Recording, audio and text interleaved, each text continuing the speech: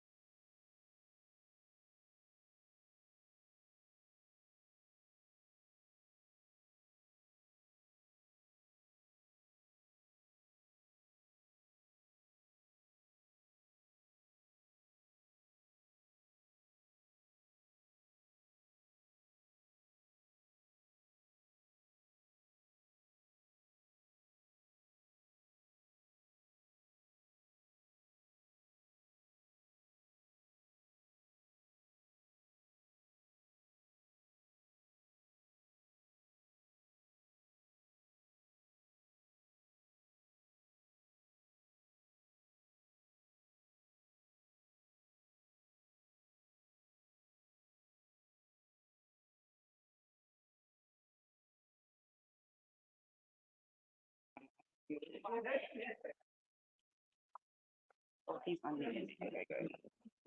Put it on. You think you should be doing better if you turn it the other way? Yeah. Yeah. No, for this camera.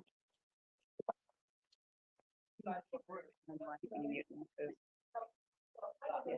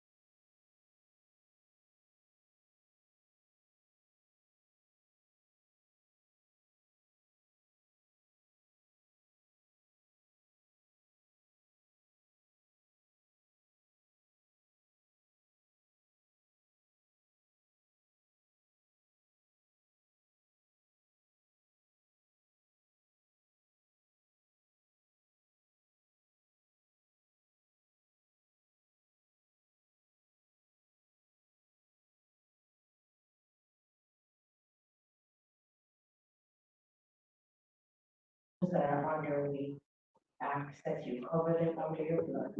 Lord, we pray for a wonderful day. In Jesus' name, amen.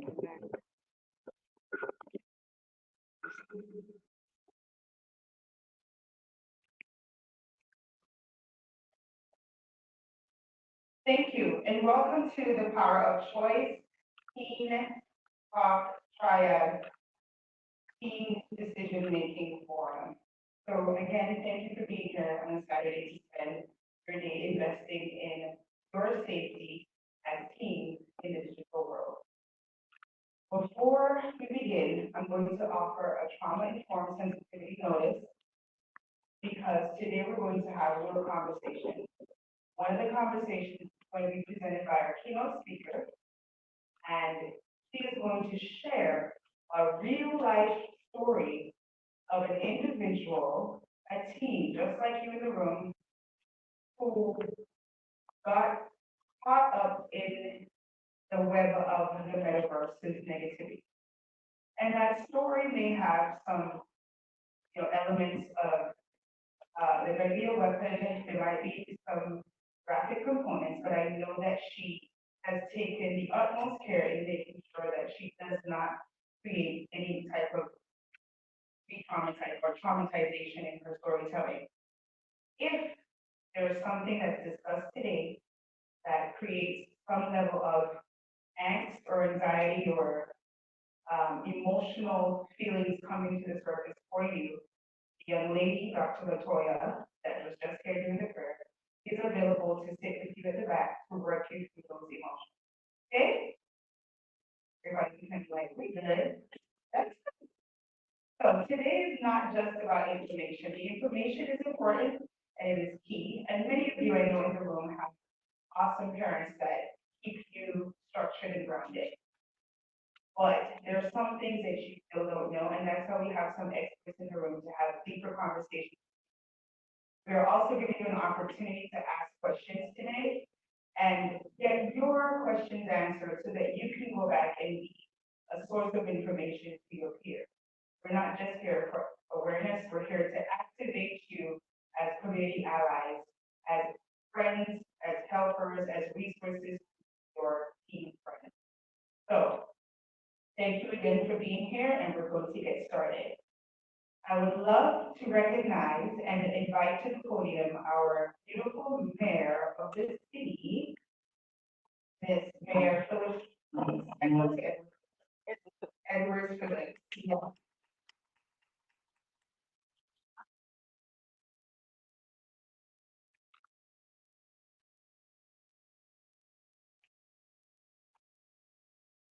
Thank you so much. Good morning, everyone. Morning. I heard the adults don't say a word. Good morning, everyone. Good morning. All right, that's a little bit better. I know it's a Saturday morning, and you just sleeping in or not being out anyway.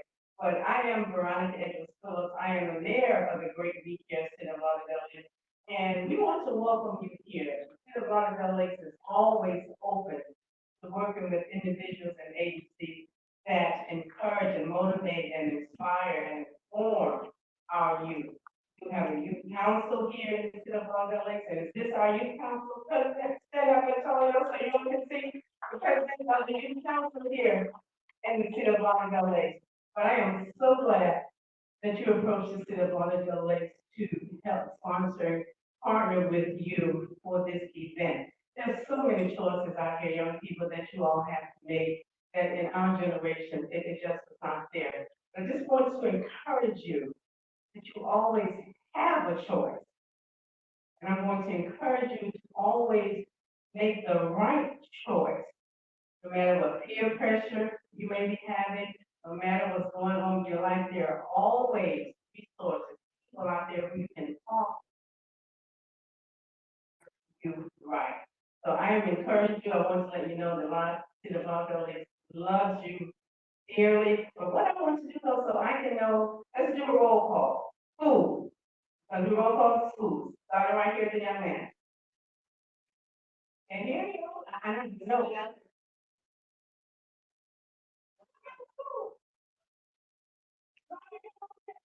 Okay. Stand up, please. That's what you get for not talking on them. That's just you. Take an eye. Take an eye.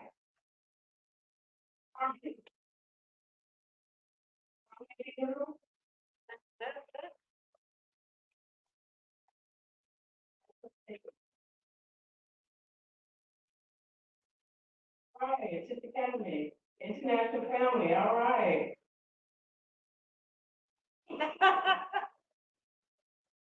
It's Academy. It's Academy. Zion? No, not yet. But we're glad to have Zion here with us too. Antonio? Right?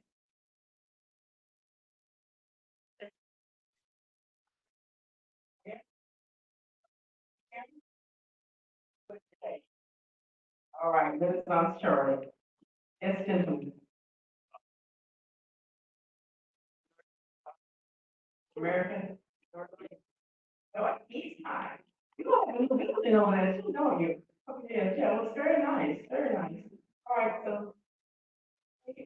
Might as well introduce ourselves, Madam Camera Lady. Thank you. I'm Dr. Latoya. Latoya, thank you.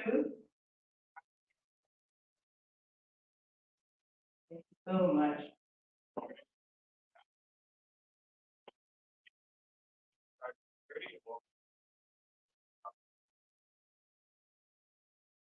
Wonderful. Our VSO.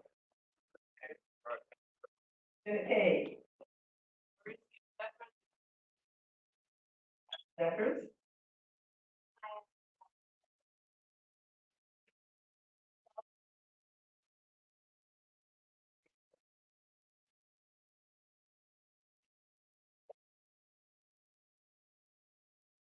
Thank you.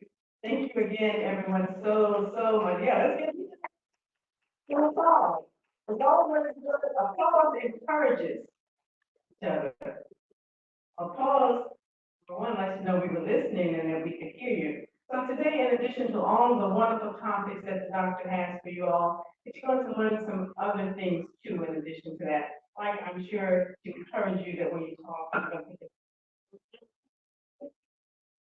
stand up straight, stand up tall. You are beautiful and handsome and smart and intelligent young people. And for the next generation, we are depending on you. So again, on behalf of myself, the mayor, Veronica Phillips, of the Great Care of Lauderdale Lakes, Vice Mayor Tyson Caldwell, Commissioners Easton Harrison, Freddie Maxwell Williams, and Sharon Thomas, we welcome you to the Great Care of Lauderdale Lakes. Have a wonderful, wonderful event.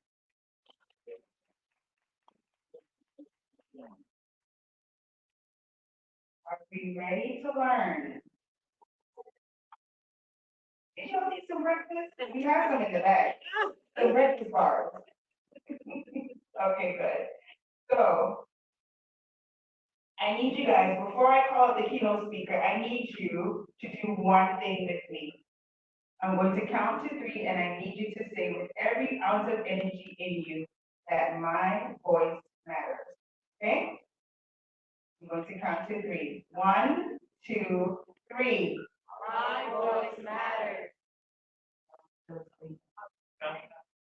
One more time. Now say it with your chest. My voice matters. Much better. I know you can do better, but we'll see you by the end of the day. So, your voice matters, and every choice you make matters. The choices that you make can lead you into a pathway of success, or it can lead you to a pathway of unnecessary challenges. Life is always challenging, but there are challenges that you do not have to endure if you listen to those who have voices of wisdom around you. So today I need you to plug in, I need you to listen, because there is wisdom that's going to be shared in this session. And I'm going to call up the first speaker to share with you some real life, a real life situation and give you an opportunity to determine what the best choices in that situation and the best choices for you going forward will be. Dejanice Watson is a mother of two young men, both of whom she credits as God's GPS, meaning God's partnership parenting system. Several lived experiences honed in God-given wisdom helps to shape the way that she uniquely counseled and mentored many teens and their parents in parent and child relationship dynamics. A strategic approach in understanding how to refuse to inherit dysfunction. She's an author, podcaster, speaker, and a certified life coach. But as a death doula and professional chaplain, her work takes her into sacred spaces where she's entrusted with healing moments, where her calling takes those in her care from traumatic childhood experiences to Christ-centered triumphant situations. And as your keynote speaker, she's going to share how her personal stories, even from childhood, often serves as a foreshadowing to those that she eventually crosses paths with as an advocate or a mentor. Known by many in her community spaces as the crisis chaplain for her mental health education classes, her mentorship and training help to encourage, educate, and empower youth and young adults. So in turn, they may encourage, educate, and empower others. Please help me welcome to the stage, Chaplain Watson. Number one, welcome, guys.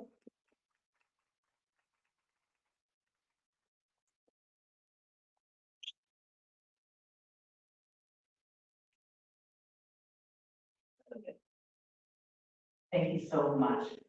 Good morning, everybody. Good morning, good morning, good morning. And thank you so much for that introduction and this invite. I want to thank and extend my thanks to every single person that is a part of organizing and giving back to our community, and especially to our precious mind and heart, our youth. Listen, we did a preempt earlier to say that the disclaimer, of course. Thank you for that, Dr. George. It's a heavy topic, and I'm going to do my best because I'm noting that we have a little one here, so we will try to craft it in a way that is receivable, right, and shareable. That part is important, the sharing. Okay, so real challenges demand real commitment. You agree? Real challenges demand real commitment. And the power of choice is a commitment, lifelong commitment. And so I wanted to start off with 2 things plus 1. I want you to write that down. If you can grab a piece of paper, or you want to pull out your phone, if you have one, then you write down 2 things plus 1. 2 things plus 1. And the 2 things that I want to start off this morning with is first, a little bit of my story that ties into the story that I'm about to share to you. 2 things plus 1. So I was about 20 years old when I first not really entered the United States, but as a young adult, I was about 20 years old, and I had $20 to my name, literally.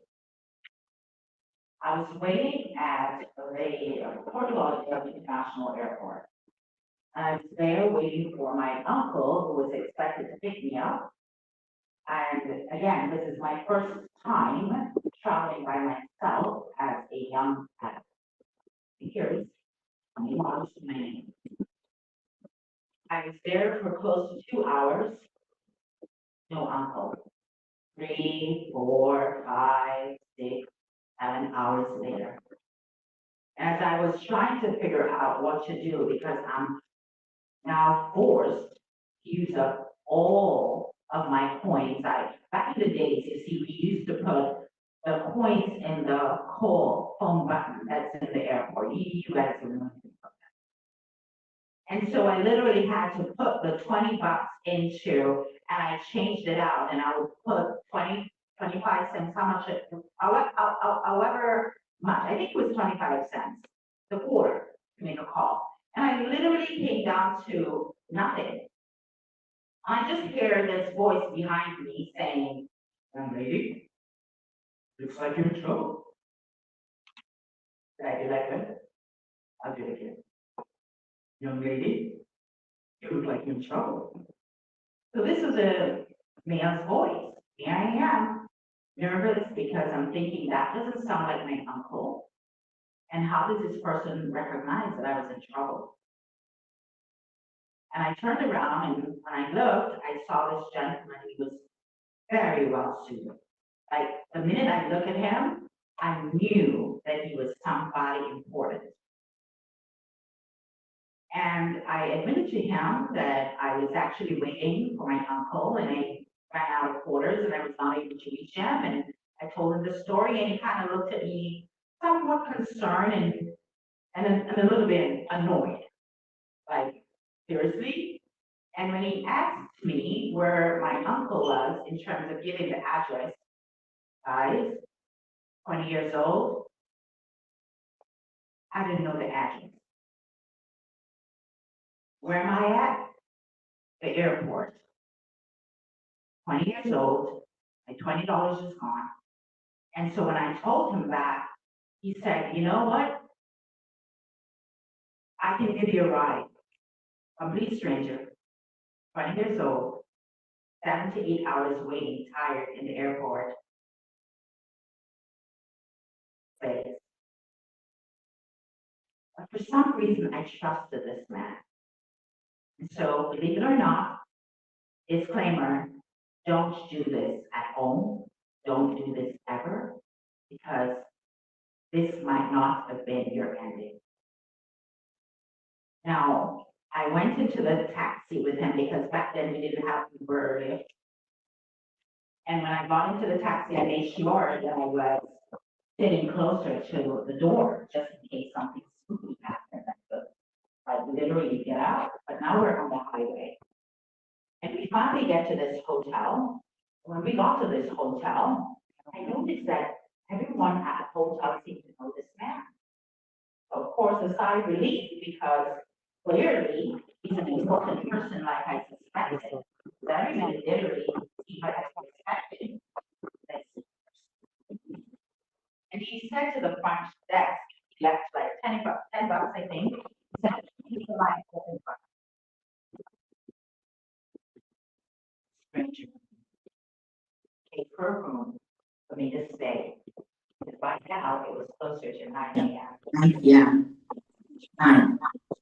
And so he checked me into a hotel, and I was safe enough.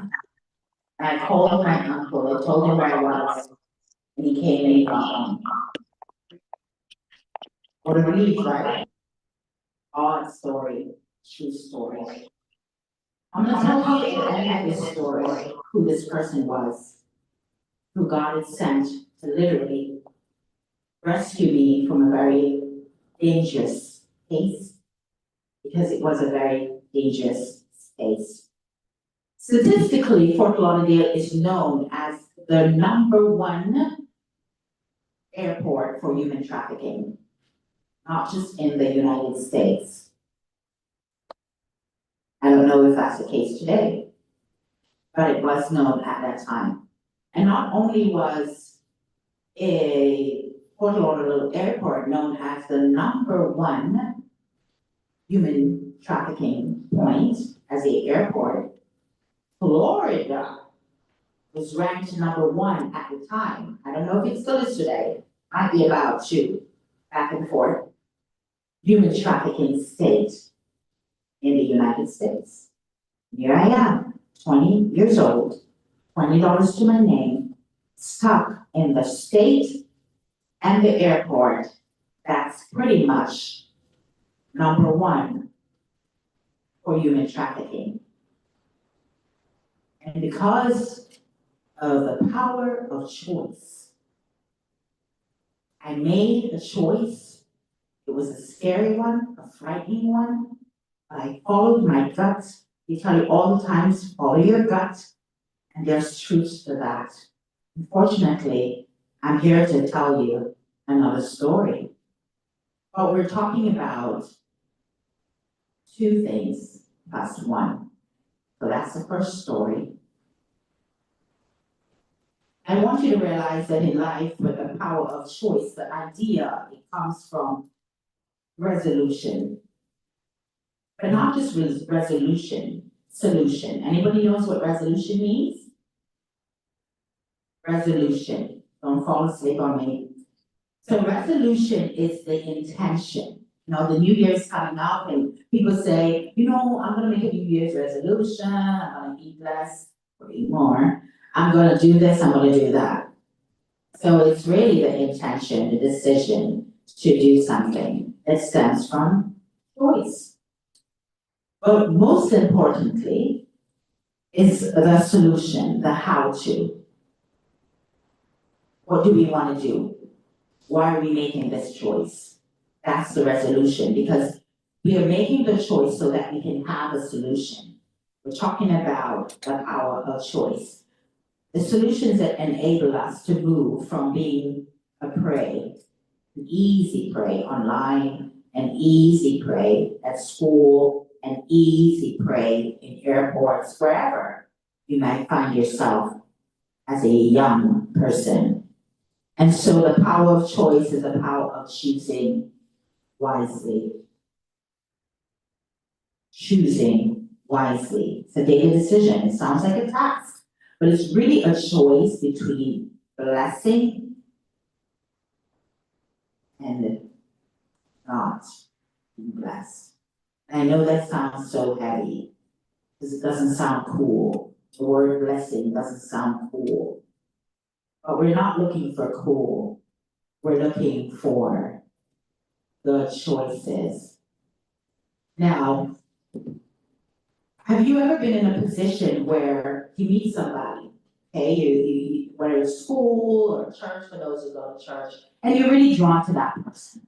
Maybe you have something in common. Maybe you're from a similar background. Maybe you're in the same class. And you find yourself, kind of like how you are now, sitting with someone that you've never met before or you're yet to know.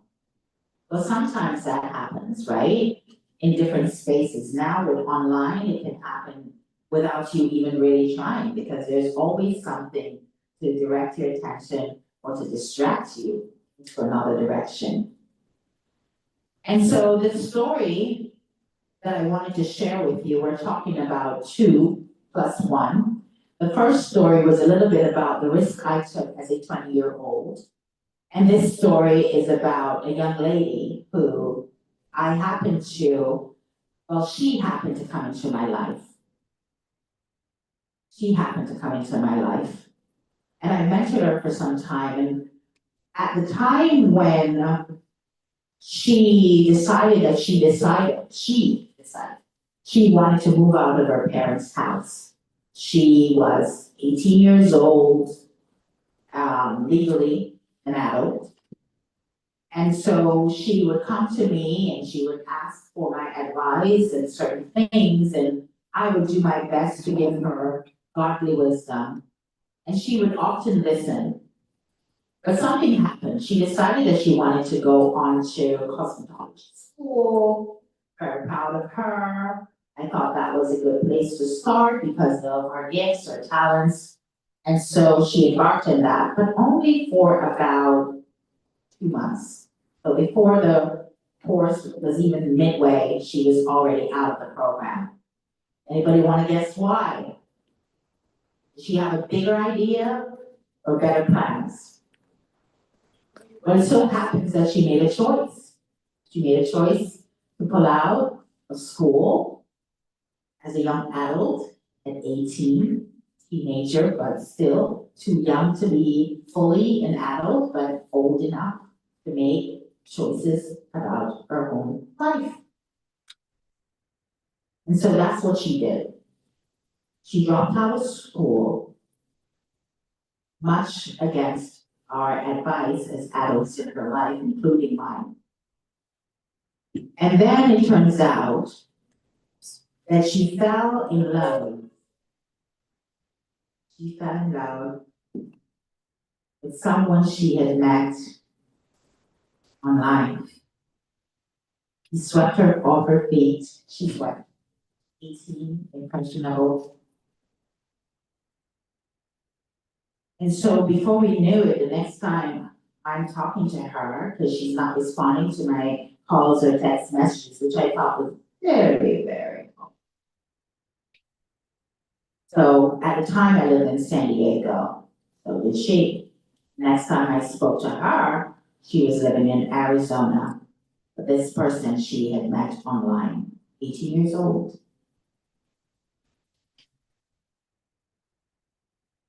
Didn't say anything to us, didn't say anything to me.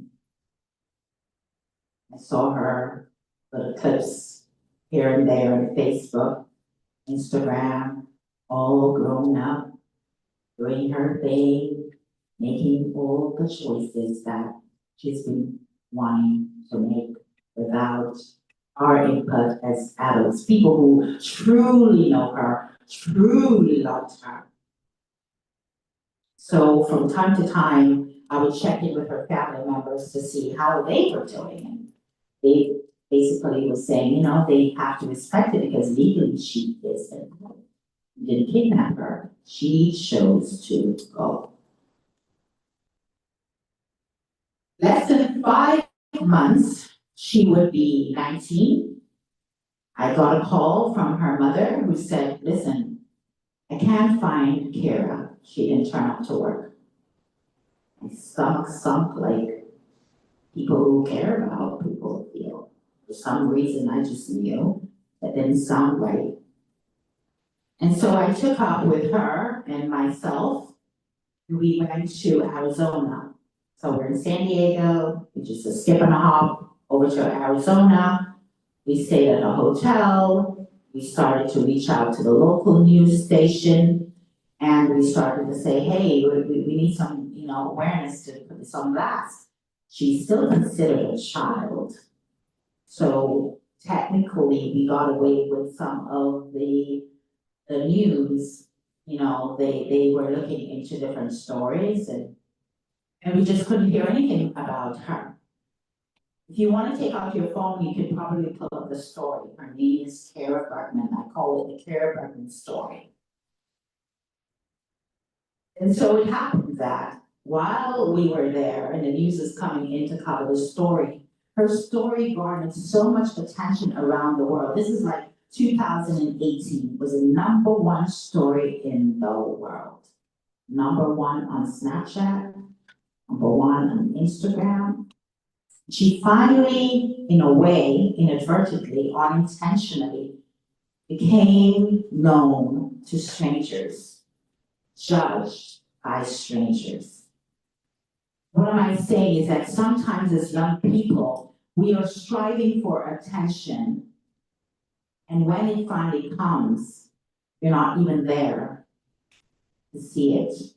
And you're getting the attention, seeking after the attention for the wrong reason. We're talking about choices. We're talking about 2 things plus 1. We're talking about how my story at the age of 20 foreshadowed Kira's story at the age of 19. Because she literally turned 19. Well, yes.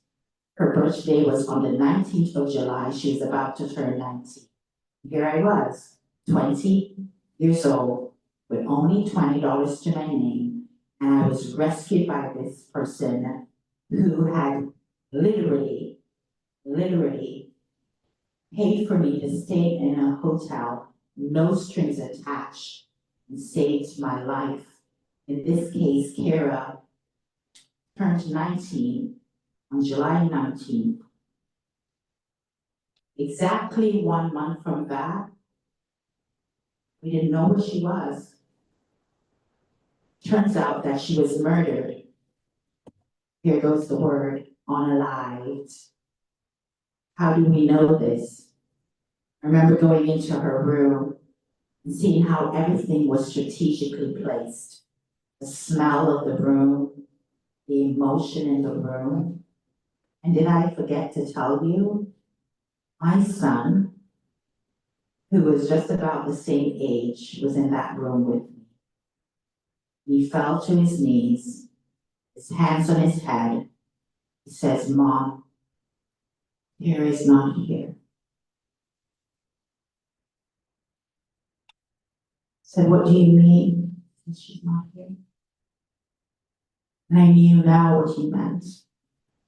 You see, the plus one was my son. They were high school sweethearts. Kara was like my daughter.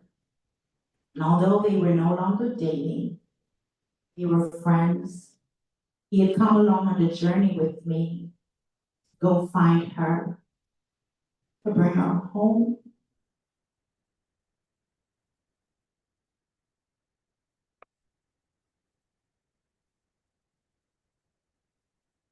And so as the news was circulating around the world, we were still waiting. Sure enough, the news did come. This time I was back in San Diego. And the news broke. They found her. And I lost it.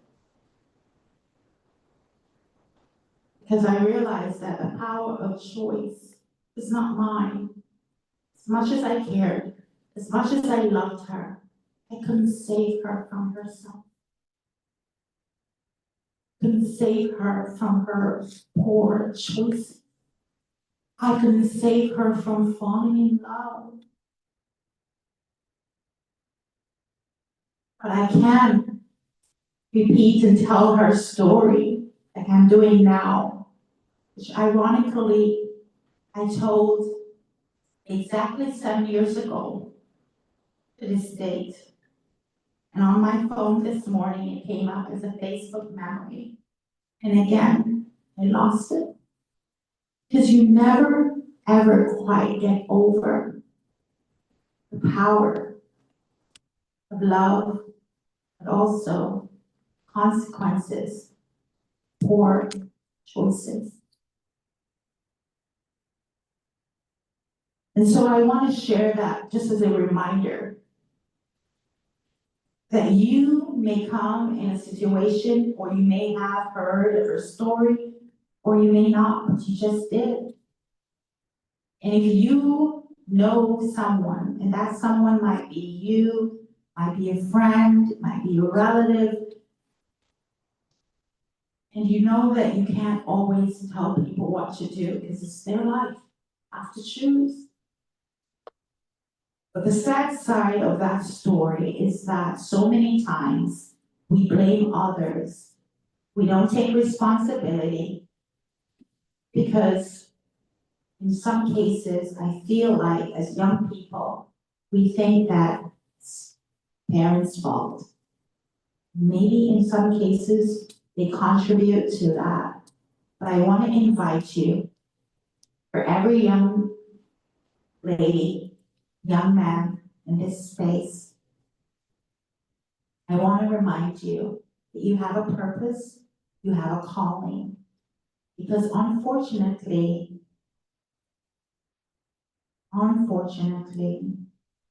if you don't make a choice for yourself, life inadvertently does for you. I'm going to say that again. If you do not make a choice about your life, life inadvertently will make a choice for you. The power of choice is the power of choosing and choosing wisely.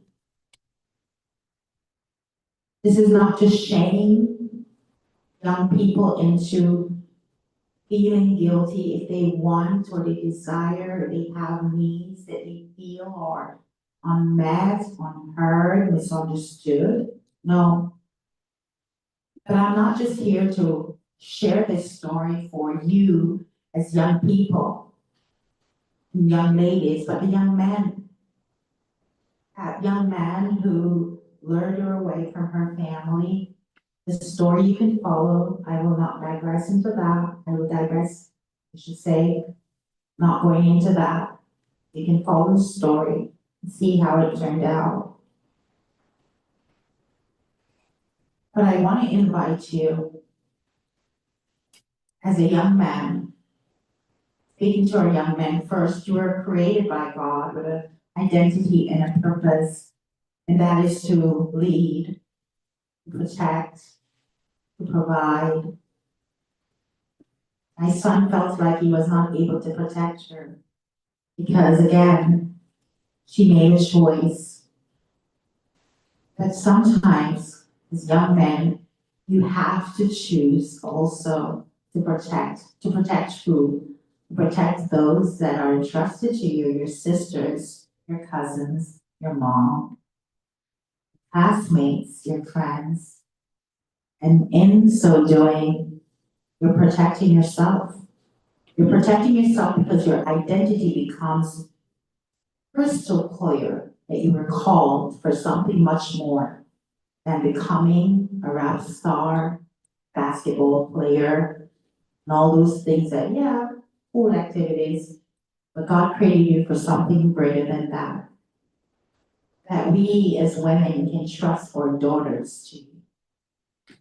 That we as women can feel confident in knowing that when it comes time and you're dating our loved ones, we're safe knowing that they're safe with.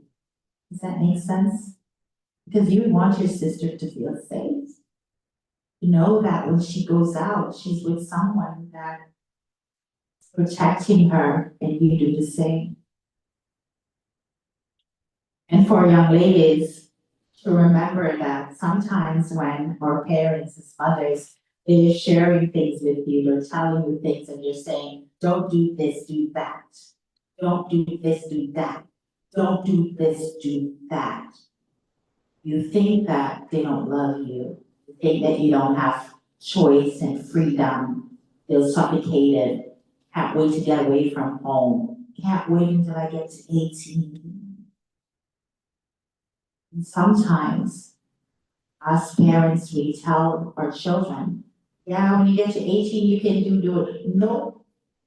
You know, America is one of those few countries that actually promotes for young people at the age of 18 to leave home. I'm talking to you parents and you're silent too. Unfortunately, in the Caribbean, or what we call a collectivistic community and culture, that means that you can live at home as long as you're taking care of stuff, you know, paying the bills, no shame in that. If you look in a lot of cultures around the world, including the Middle East and Asia, families actually stay together much longer. And it actually is a smart way to build community, to build wealth, to support each other. Unlike a community where we're so individualistic, we're thinking, can't wait to get to 16 to drive and get to 18 to build my own place or wherever. And ambitions are good, don't get me wrong, but they become misdirected because of the ego, the idea that I can do this all by myself. And so I'm here to also encourage parents to remember it's a choice. You are making a lifelong commitment to this young person who is trusting you so you can trust them. So I want to encourage you as I'm wrapping up. The power of choice, the 2+1, the story of my life as a young adult, the story of Kira, it didn't have to end that way. My story could have ended that way, but thank God it didn't. And so now I'm going to tell you, I'm going to reveal to you who wants to know who that person was who paid for the hotel room. Who wants to know? Because if you don't want to know, I'm going to tell you. Okay. This person is someone that is known as Dr. Miles Monroe. Anybody know who Dr. Miles Monroe is? You do. So one person, two, It was Dr. Miles Monroe. And I didn't know who Dr. Miles Monroe was. He didn't introduce himself, he didn't say, oh, I'm Dr. Miles Monroe. He just said, young lady, looks like you're in trouble. Didn't ask me any questions other than where I was going, couldn't tell him. He says, you know what? You can come with me, I will pay for your hotel, and that was it. And I learned it was Dr. Miles Monroe after 30 years later. How many years later? 30 years later, because he did it. Never had any reason to research him because back then we didn't have Google. And I learned it was Dr. Miles Monroe, November something, I think, his plane went down on his way from or to a conference. And I remember I saw on Facebook feed, like I saw on the Facebook feed this morning when I was coming in to share my story about Kira memory showed up because exactly 7 years ago, I told her story for the first time. And I'm sharing this story about Dr. Miles Monroe with you guys just around, if somebody can Google it and confirm it, but I believe it was November that his plane went down, November 9th to 10th, something like that. So we're November 13th today. Dr. Miles Monroe stepped in and fathered me, took me to a place of safety so that I can share my story 2+1. Kara and mine, and my son, Kara and mine, and Dr. Miles Monroe, 2+1.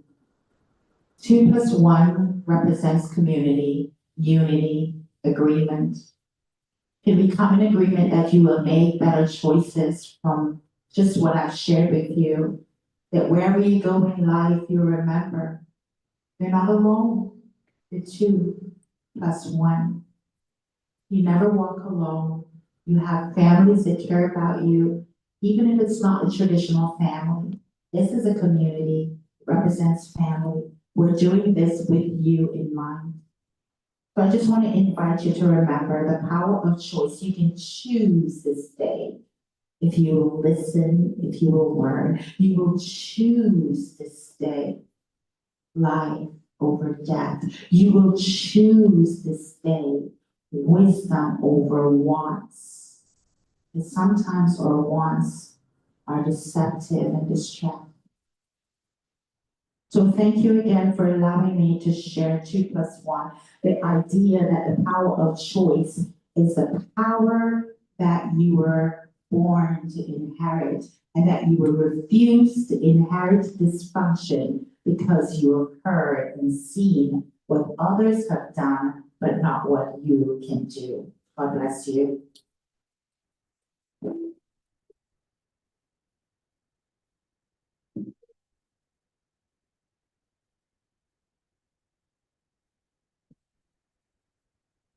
Heavy. But freeing, right? Because now you understand. And now you know better. So we'll do better. We'll choose wisely. My voice matters. 1, 2, 3. My voice matters. And my choice matters. Right? Do I need to make y'all stand up and stretch? Okay, good. So thank you so much, Chaplain Watson, for coming and sharing your story. And I did check, it's November 9th, 2014, Miles Monroe died. So yes, 11 years ago. And thank you for coming and lending your voice to the conversation. We have our beautiful commissioner, Sharon Thomas, here. Before I bring up Khalil, I'm going to invite her up to just say a few words of welcome and give us some greetings. But as usual, the busy.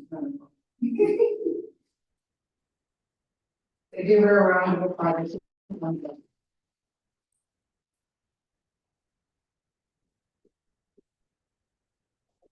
isn't she glamorous? That orange was really good.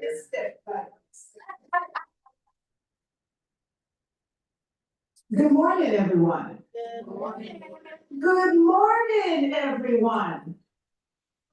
Did you guys get some juice or something to wake you up? Nevertheless, I'm so grateful to be in the midst here. Sometimes different ones tell me I haven't grown up yet. But I welcome, unmute yourself to the We Care City of Lauderdale Lakes. I welcome each and every one of you here. And I thank you, Dr. Janelle Brooks, George Brooks, George, for putting this on. You know, you use your phones for a lot of things. Use your phone to text another young person. Tell them they're missing something. Tell them to come on over. I did that when I came. I took a picture and I put it out on Facebook and tagged some of my friends that I know that they have teens that they need to be here.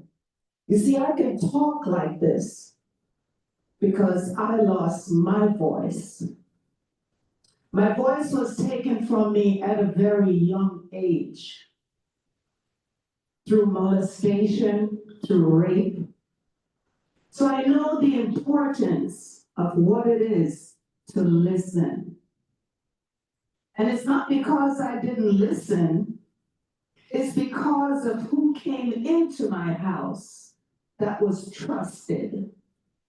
You see, when a home is broken, and I'm sure maybe some of you are from a broken home, it allows other things to infiltrate. And the key thing, in order for you to not have a voice, the person who comes to you gains your trust, right? Gains your trust. And when they gain your trust, you start telling them stuff. You start opening up to them because you trust them. They're in the family. It may be an uncle, maybe an aunt, maybe a stepdad. But nevertheless, it's for you to know who you are. Unmute yourself. Know that I heard the last speaker up here, that you have value. You're not junk. You are a treasure. You know a treasure box? A treasure box is something that each and every one of us ought to treasure. But when that box is open before the time, precious jewels are taken away from it. Don't let the treasures leave you. Keep the box closed. When parents talk to you, and I don't think American parents are hard as West Indian parents. Because I believe, may my dad's soul rest in peace, he should have been locked up for years. Because he was whip on the whip, quick on the whip. He drank a lot also. And so when something is not healed from the prior parents, it comes into the now. Know that there are those out there to help you. This is important. This is important to Dr. George. This is important to Commissioner Sharon Thomas, because I've been there. And we don't want the cycle to keep happening. We don't want trafficking to keep happening. We don't want all these things to keep happening because you have a bright future. God bless you. And on behalf of Mayor Veronica Edwards Phillips, Commissioner Easton Harrison, Vice Mayor Tycee Coswell, as well as Commissioner Carly Maxwell Williams, we welcome you here, parents and young adults, to the Unmute Yourself, the power of choice. Thank you so much. Thank you, Commissioner. So yes, some of what she touched on is, and I didn't do the, don't know the organization. Unmute Yourself is a violence interruption organization focusing on awareness, advocacy, and activism as it pertains to the issues of sexual assault, teen dating violence, human trafficking, community gun violence, suicide ideation, as they all intersect and connect with domestic violence being the root cause.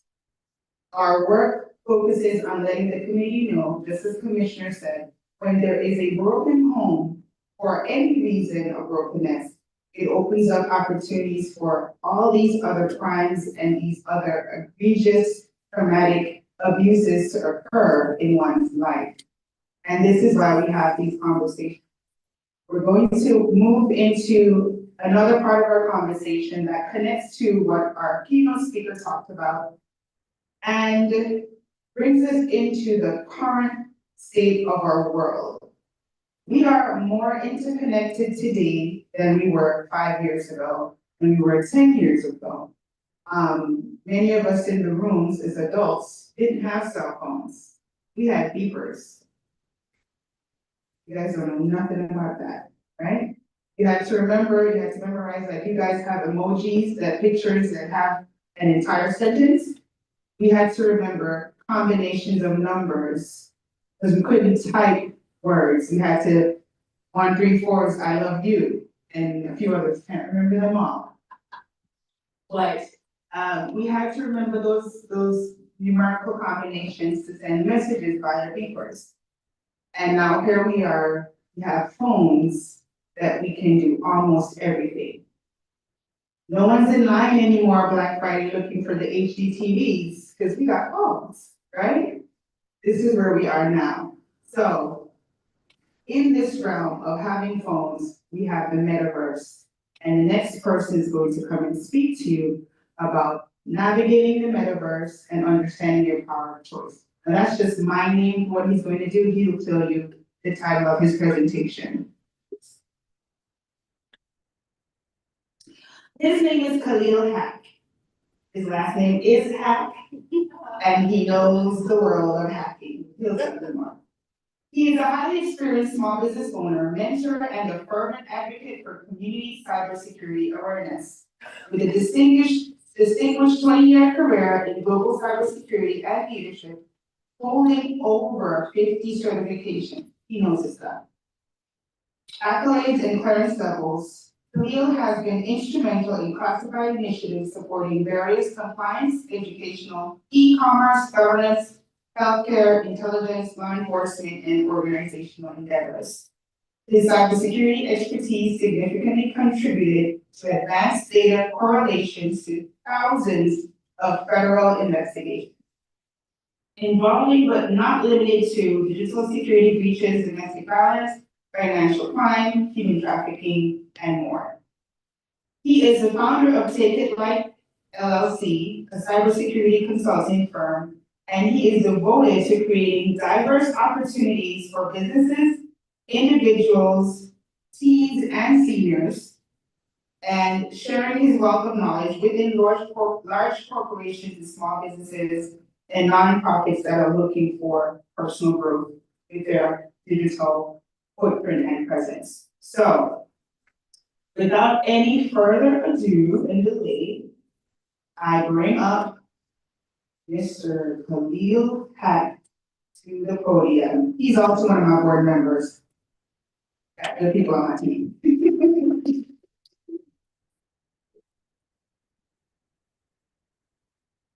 Thank you very much, Dr. JBG. Everybody give it up, unmute yourself. Thanks to the city for the opportunity to allow us to put this on for this amazing topic that's very deep. Before we start, I'll try to get away from the mic reverb. We're going to talk about the power of choice. By a show of hands, how many of you use the internet? Does anybody not use the internet? All right. If you're willing to answer, this is a safe space. How old were you, if you can remember, when the first time that you used the internet was? Anybody, raise your hand if you use the internet if you were younger than 5 years old? Older than 5 years old? 6? Who regulates you when you're 5 years old and you're on the internet? Who makes those choices for you? So my name's Khalil. I won't go too much on it. Dr. JPG did an amazing job. Thank you very much. I need to get that on recording and just press play. Over the last 20 years, I've helped a few different companies, one in particular being the #2 defense company in the world called BAE Systems. I was the global director of their applied intelligence division for security operations, threat intelligence, things like that. So I help companies now and people navigate the internet, understand what's on there so that you can be safe. So I do have over 50 certifications. I try to learn something every day. But one thing sticks out to me. The more I know, the more I know that I don't know. Anybody ever heard Socrates? Socrates said that. And every time I learn, no matter what I learn, and I do digital forensics, so once an organization gets hacked, they call my company in, we figure out how they got hacked, reverse engineered, so they don't have to pay ransom and exploitation and things like that. But the more I know, the more I realize I don't know anything.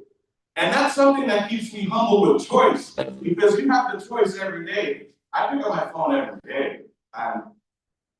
I don't have my phone in my hand right now because I'm talking on stage, but otherwise I have it in my hand. And I have to make the choices what I'm gonna do. Am I gonna look at some reels online? Am I gonna look at some story? Maybe. Do I wanna learn something? That choice is yours. And sometimes I do both. For example, if I had a rough week, if I had a rough day today, rough day at school, work, wherever, I'll pick up that phone as soon as I get home and just start watching reels. And there's no end button. It will load and load and load because they're designed to feed addiction and create addiction. So when I ask who uses the internet and we all raise our hands, who uses drugs? Raise your hand. We all use the internet. So the internet is now officially considered a drug. Why? Because they program to your addiction. They program that scroll button. There is no end. So you just keep scrolling. A lot of times I don't even scroll. It just keeps loading for me.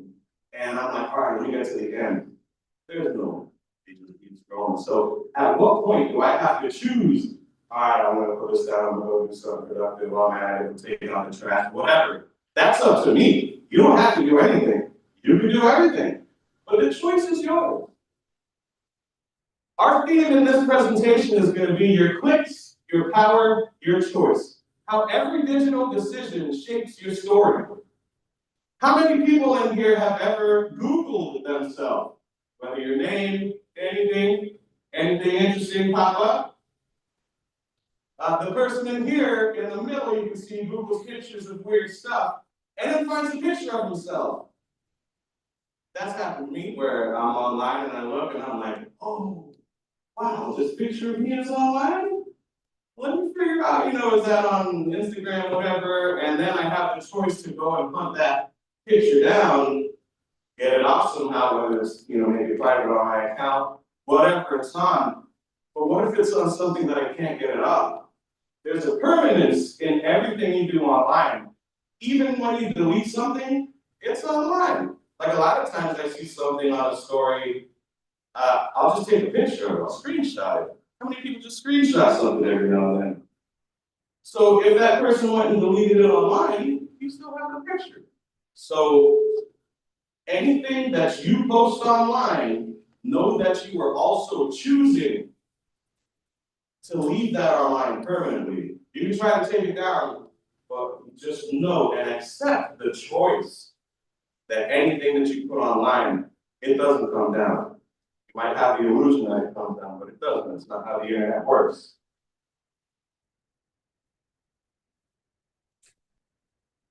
So quick emoji check-in. How's everybody feeling today? Good. Nice, all right. If you were to associate an emoji with how you're feeling today, and also think about how you feel online, would it be different? So, for example, I had an intense week. Ups, downs, good, bad, good stuff, productive. I probably went through every single emoji at some point this week, even on the drive over here, happy, sad, angry. And even, when it comes to emotional intelligence and understanding what emotions you know, what emotions you use.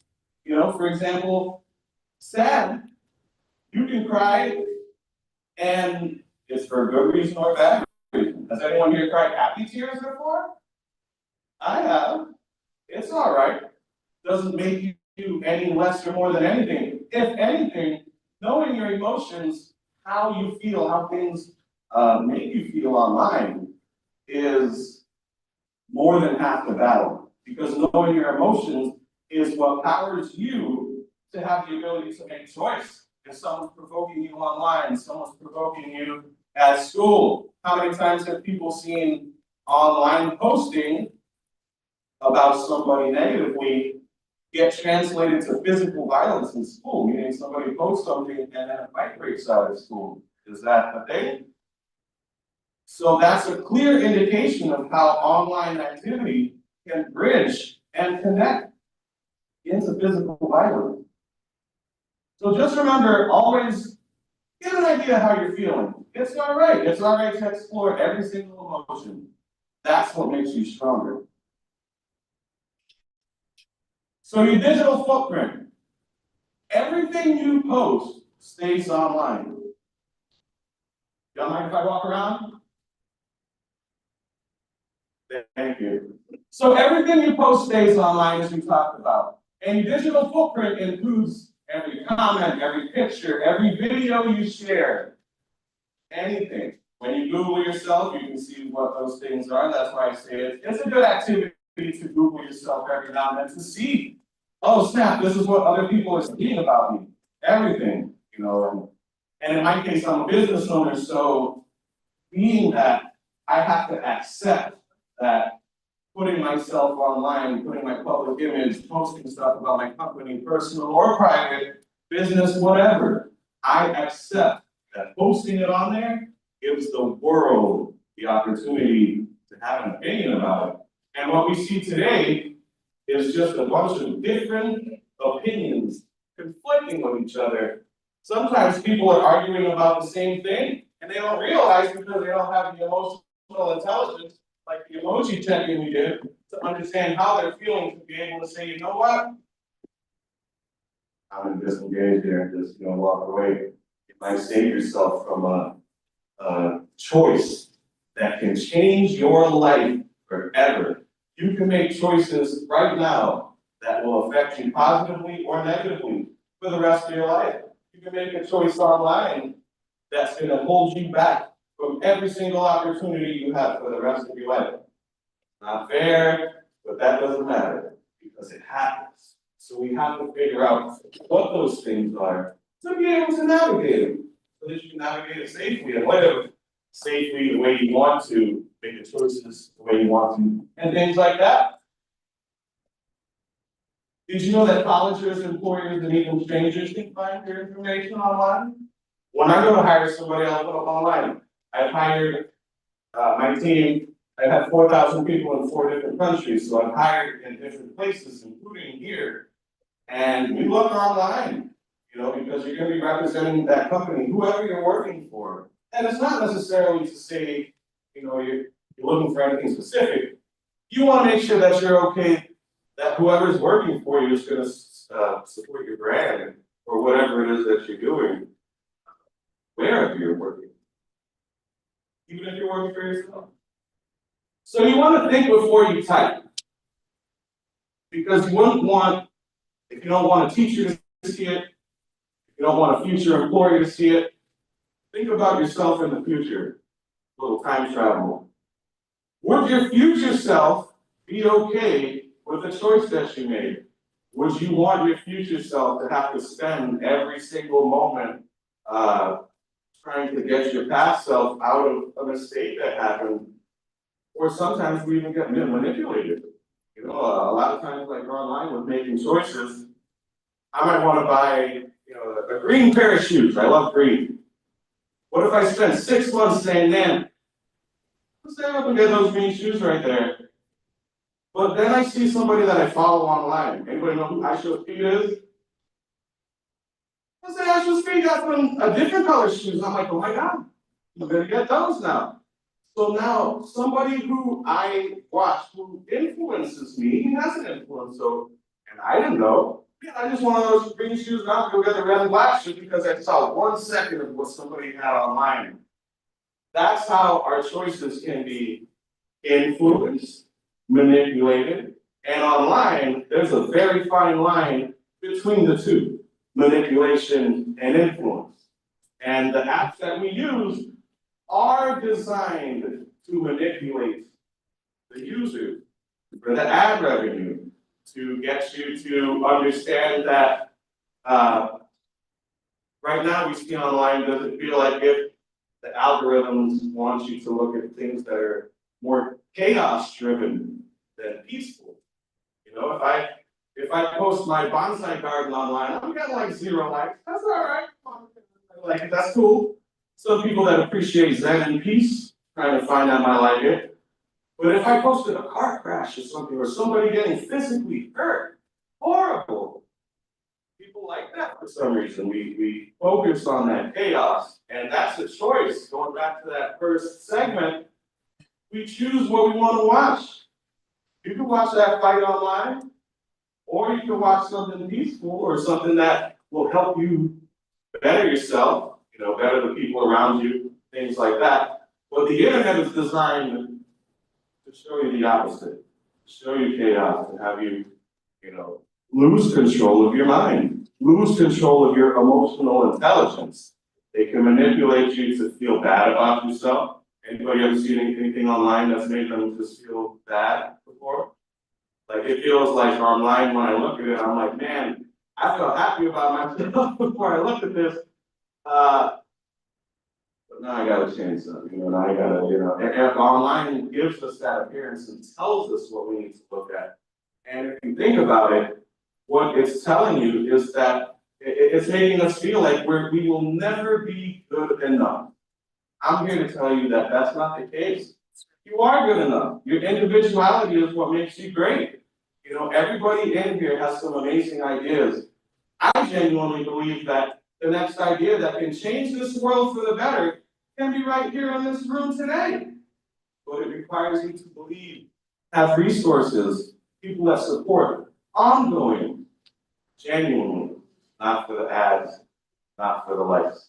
Did y'all know when, I'm old, so when the like button was created by Facebook, in the meeting room, those developers, they created the like button for people to share happy moments, smile, share good things. It was not even a thought in their mind when they were in the meeting saying we're gonna create something called a like button. They didn't even think about people hitting the like button for war or somebody getting hurt or all these other things that are negative that it's weird that we even have a like button for. That's not even what they made it for. Once you make something that goes online, the internet makes it what they want it to be. And that, it doesn't matter what we want at that point because the internet is a public facing place and you can't take anything back that's on there. Has anyone seen somebody lose a scholarship because of something they posted online? Anybody ever heard about that? So here's a story on the slide here. This young woman lost her scholarship at ACU in Glendale after an online post. She thought nothing of it, just a selfie. Simple, right? College found out, they didn't like it, didn't agree with the brand, pulled that scholarship right quick. And that happens every single day over stuff that you might think is just, it's all right to post. I didn't think it was that bad. But the school did. They thought it was bad enough to pull the scholarship.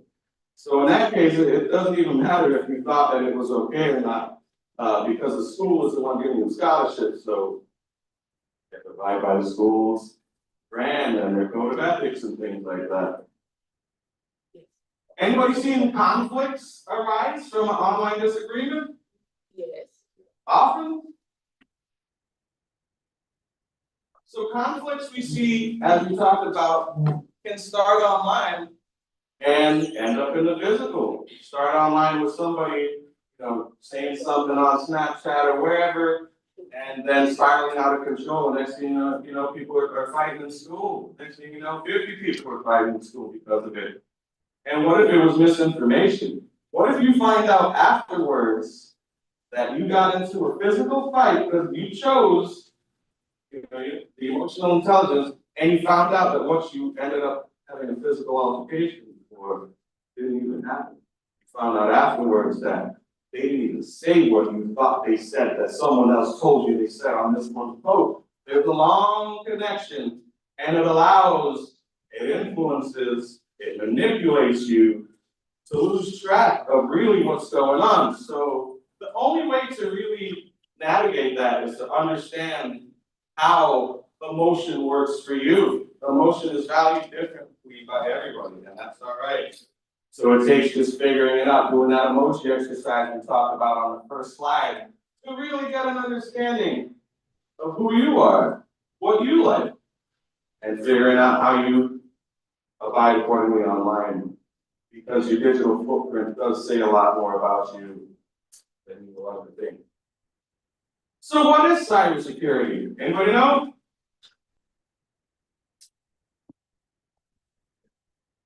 What do you want to tell? Would anybody like to share what cybersecurity is? Well, everything that's online, our digital assets, our phone, our computer, anything that we use to access the internet, technology-wise, cybersecurity is the state of what is being protected against crimes against those things. So if somebody's trying to hack into your computer, cybersecurity is what helps you to prevent them from hacking into your computer.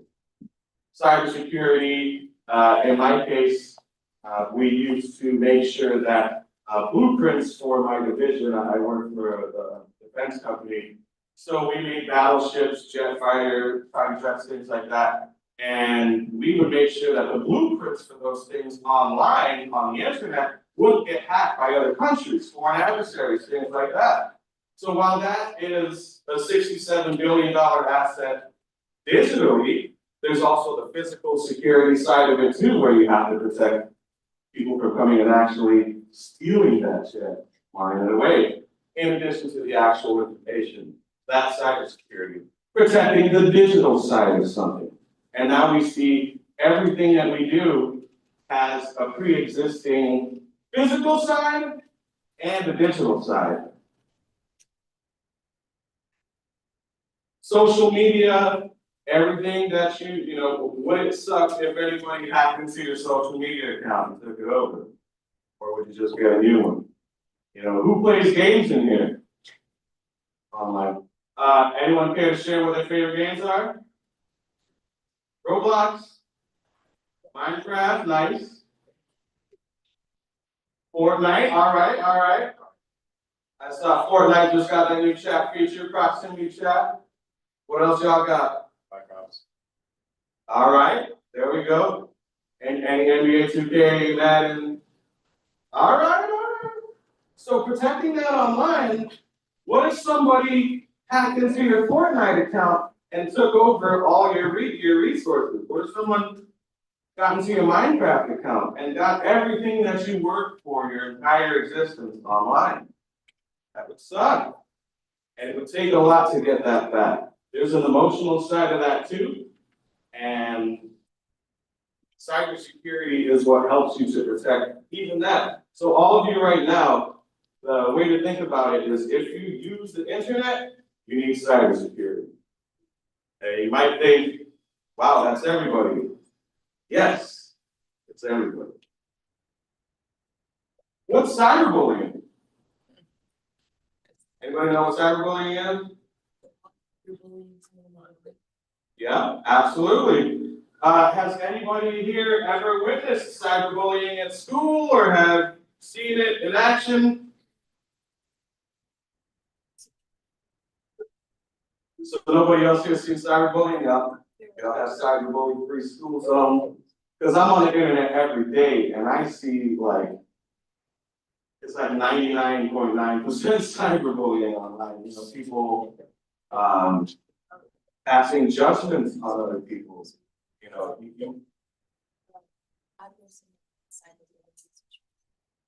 I didn't hear the last part, you personally think cyberbullying? Thank you. I agree. It's a trend, and it's a trend that's on the rise. So cyberbullying, I see a lot of people even, they might not know anything else about the other person, but they're willing to pass judgment on that person, or willing to make an assumption in order to appease whatever is on their mind, so that they can just go ahead. But that just, it means that if somebody says that I'm wearing, you know, red shoes today, if they have more followers than me online, and I post that, no, I got green and black shoes on today, the perception is gonna completely outweigh what the reality is, that what the true color of red shoes is. It's gonna be whatever the internet says, or whatever that influential power says. Cyberbullying uses that to leverage people with those followers and things like that. Whether you realize it or not, they have an influence over your mind and your decision. It's not a reason to not be online, but it is a reason to know about it, to figure out how you want to keep online yourself. So why does cyberbullying matter to the youth? It's a rising trend, as you said, that was a good one. There's an emotional impact, it can hurt feelings, lower self-esteem, cause stress or anxiety. There's social isolations in it. Victims typically withdraw. You know, you ever had a friend go through it and your friend is just silent today. You know, hey, everything all right? It's up to you to support your friends and choose to say, hey, everything all right? You know, let's smile a little, or tell a little joke or something, or try to help them or understand whatever they're willing to share, whether that's online or not. Yes. I was thinking about, even the AI app are children to bully. Yes. Pushing kids to do the unthinkable. And Absolutely, I agree. For those who didn't hear, she said the AI apps, so they encourage bullying as well. Yes. AI does not know truth. AI just knows patterns. It knows trillions of patterns, and it can give it to you. But it's just like if I were to train my puppy at home to bring me the newspaper every day. Sometimes my dog's gonna bring me the newspaper, and sometimes it's gonna bring me a dead animal. My dog just wants to make me happy. AI is just like that. It just wants to satisfy whatever you put in the prompt. It has no brain, it's not thinking, so it's programmed, so it has a goal. What is that goal? To provide us pattern matching. So if that pattern matching is corrupt, the person that makes the AI puts wrong information in there, we're gonna believe it if we believe that AI has the proper information. So that's another thing too as well that we'll go through. And even, you know, like I'll get a little personal.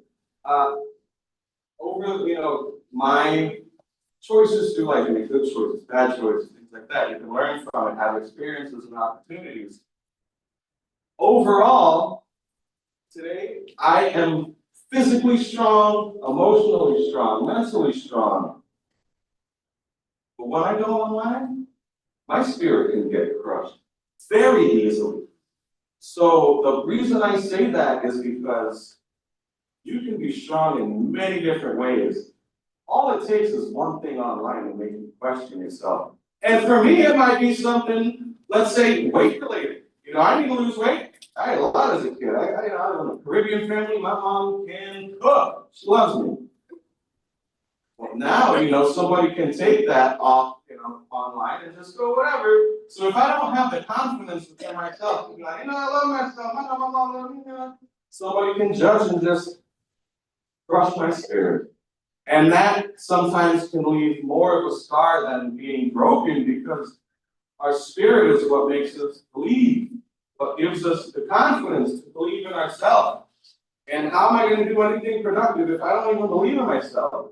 If you look online and measure this for yourselves after you leave here today, when you think about why is, the real showing me this, why are they suggesting this to me?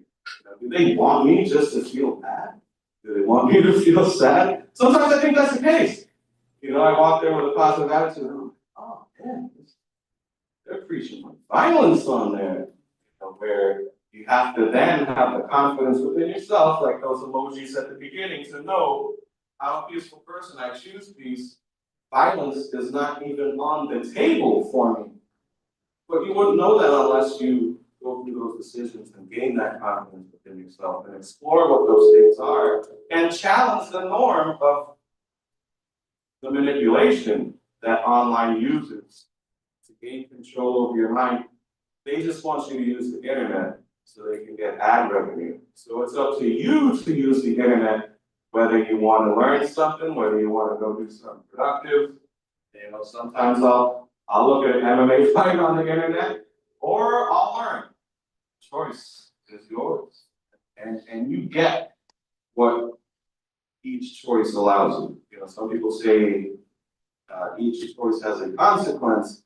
I don't look at it that way. I look at it not as consequence. I look at it as a reaction, or like in a science project, some type of output or yield. Each decision and choice does have something that it gives you, a reaction. It's not necessarily a consequence every time. It could be a good thing. So that's why I think of it that way as well. Long-term consequences with cyberbullying leave a mark as well, because they lead to compromised decision-making as you grow older, the lack of support, you have the isolation factor and things like that we talked about, and that just compounds over time. Every 5 years, 10 years, things like that, as you become young adults, and as you age, it affects you in different ways. So online stranger danger, we talked about every single person can see what's online if it's public. And if it's private, we sometimes have that illusion too. Screenshots and shares exist. Remember we talked about it earlier. If somebody posts something, I can just take a screenshot. I have it. If you delete it, it doesn't matter. I still have it. And now what if they share it and post it? We see that all the time. Strangers, scammers, and predators check social media for personal details. If you don't want to teach your family member to see it, don't post it. I heard earlier in our wonderful keynote session, this keynote speaker as well. That was very informative. What do we talk about? Some of the information you never want to share. What are some types of information you want to share? You want to share your home address when you post? How about your social security number?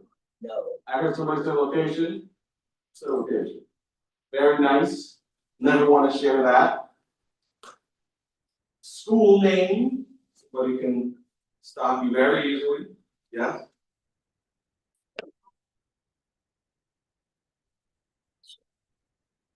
I'm sorry? If you're. That's a good one. Athletes. So, what if you're an athlete, a public figure? All your information is online, your name, and if you look in the news now, you see a lot of athletes have to go through, a lot of athletes are getting robbed, targets of crime, theft. What's happening there is some of the people, like anybody know who Patrick Mahomes is, Travis Kelce. So they got robbed recently because the criminals, they would look online at their posts, see what they're posting, see what the team playing is, things like that. And even if they didn't post that, they have what? The NFL schedule. So I know you're gonna be in Cincinnati this week. Joe Burrow, the quarterback for the Bengals, actually, it happened to him too. They knew he was gonna be traveling because the schedule says where they're gonna be. So when he was at that away game, they went and robbed him. And they do that to a lot of athletes too. So cybersecurity is very important for athletes because they will know your name. Some athletes will change their names, things like that. There are special protections online for judges, law enforcement officers, people that protect and work with different facets of society. They have instances and laws that protect them and their information so that it cannot be shared publicly online. So like you should never be able to find a judge or a police officer's name online because there are laws in place that sanitize that information and don't allow it. We might be heading there for athletes too, because we do have to accept that your public information is out there. As a business owner, I have to accept my public information is out there. Commissioners as well, you know, it's very, and it's something that we accept. You know, so it's more so not to necessarily say don't do it, it's more so to say, here are all the things that it comes with. I accept that as a public figure, yes.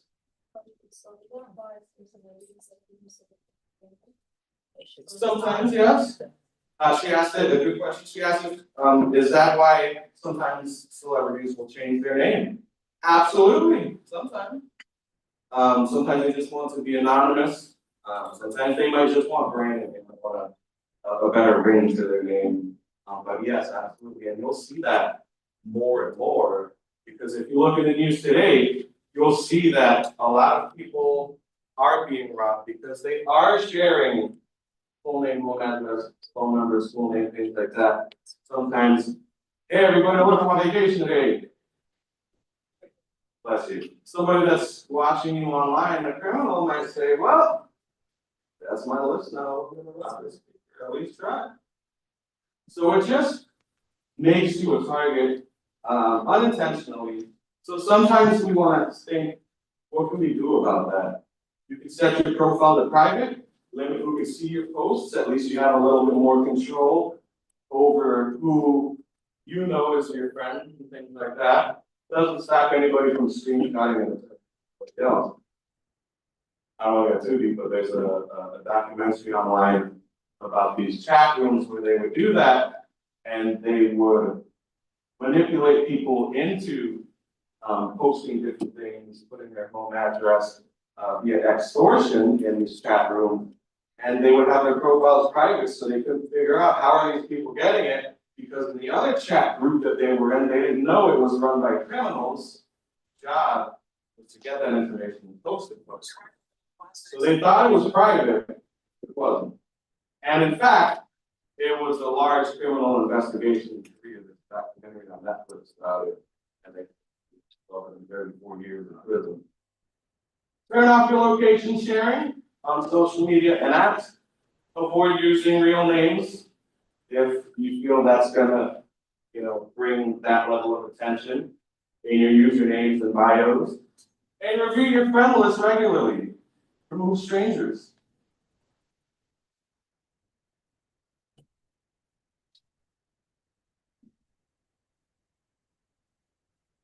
Anybody ever heard of grooming?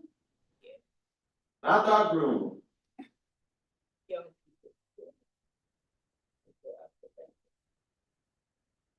I can be groomed.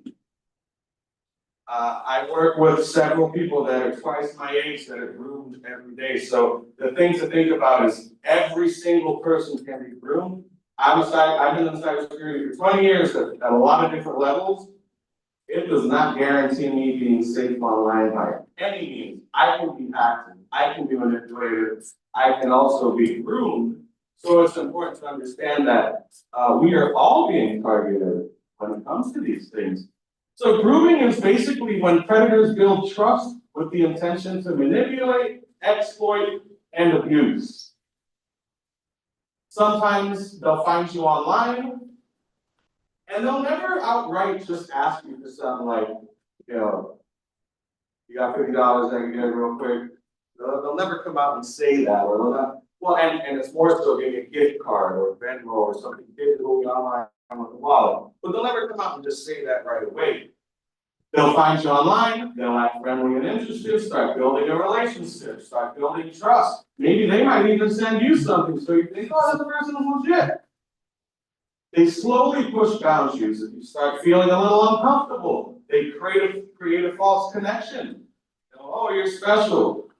I understand you. I feel you. They introduce a dangerous opportunity after that. It's a formula. It's called manipulation. And they follow that formula like a checklist. If you don't have the awareness to know that that's what they're doing, you can fall into that trap easily. Because by the time you get to step number 5, when they introduce a dangerous opportunity, they already worked your mind through manipulation on the first 4 items we talked about, which psychologically brings down your wall, allows you to be vulnerable. And it's okay to be vulnerable. There's love is involved that requires vulnerability. But it's understanding your emotions and what vulnerability is and how you want to choose how vulnerable you want to be, online, offline, because when we're online, who has access to judge us, whether we want to or not? Everybody. So when we're vulnerable, a lot of times we just close off our vulnerability online. But the way grooming works is they go through a system, so they can systematically open up your vulnerability, tear down that wall, build your trust, and get you. Some of those ways that they lure you, fake job offers, scholarships, or contest scams. You just won, send me your info. A lot of people get that, especially they watch what you're doing online, so they know how much money somebody needs too. Hey, I got this opportunity for you to collaborate online, social media. Here's 50 grand, here's $500 million. Who's gonna say no? Will anybody here say no to $500 million? Yes. Would you at least question it? But a lot of times, if somebody just raises the price, hey, I'll give you $2 to go commit a crime. No, $2,000, $20,000, $20 million. All right, So sometimes people just search for that price, and with AI and the tools like that, they will know that price probably better than you do because they're gathering data on you to make that psychological heat map of what your characteristics are to be able to exploit that. Because the way to exploit me might be different than the way to exploit other people. So it's important to understand what our individuality is in decision making and choices for ourselves. I value a lot of things differently than other people, and that's all right. And it affects my choices. Yes. Yeah, one of the thing I got, you don't want to miss this opportunity. Click on this, or I've been watching your posts and we are not connected, but I'm so interested in what you're doing. Yes. Very good ones. And you notice there's always something. It's like, there's a term fishing pH, but it's just like fishing in the water. We're throwing out bait. We're throwing on and bringing it in. But now, when you fish for different types of fish, some fish like bread, some fish like shrimp, some fish like other small fish. That's what they're doing with us, online criminals, hunting what type of bait do I like? What type of stories do I respond? Am I going to respond and click on something that are fighting online? Am I going to click on that bonsai post that says Zen to get relaxation where I'm trying to disconnect? Promises of a better life, gifts or money, sometimes even scholarships. Your generation, look out, there's a lot of job scams offering you a job. There's a lot of financial aid, scholarship scams for college. They'll get all your money, open up credit cards in your name. By the time you actually go to college, it's something that might chase you the rest of your life. And people do that for a living. So the key takeaways for grooming is if it sounds too good to be true, it probably is. And that's because you should trust your gut. Have confidence in yourself. That whole saying, if it sounds too good to be true, it probably is. That's a key indication that we should believe in ourselves. You know, that whole, if it sounds too good to be true, it probably is, requires you to have the emotional intelligence within yourself to be confident to say, this sounds like a scam. Otherwise, if I'm in the room and I'm like, this looks like a scam. But what if every single person in here said, no, it looks legit. Sorry. Is that gonna change my mind? Maybe. Hopefully not. But sometimes it's hard to have that confidence, especially when there's peer pressure or online manipulation. More so the advertisements, they'll put thoughts in your mind that you didn't even have before the advertisement. Might not even know. Real opportunities do not come from random strangers online. Nobody rando is gonna call and reach out saying, I got this opportunity. You know, you gotta look them up. You gotta verify that they're legit, right? If someone asks you to keep secrets or share personal info, that's a red flag. Always trust your instincts and talk to a trusted adult.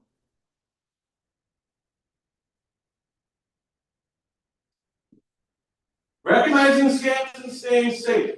So we talked about those free giveaways, prizes, they require you to provide personal details and information. Those things can be exploited in many different ways. But has anybody heard of cyber slavery? So cyber slavery is forcing or coercing into online crime or digital labor through deception and physical control. So this is a satellite image that was taken in September of 2025 of a compound called KK Park in Myanmar. There's a bunch of different compounds like this, but I've been following this for a long time, and this used to be all grass. And then it started out with just this facility. It's all buildings, a corporate park.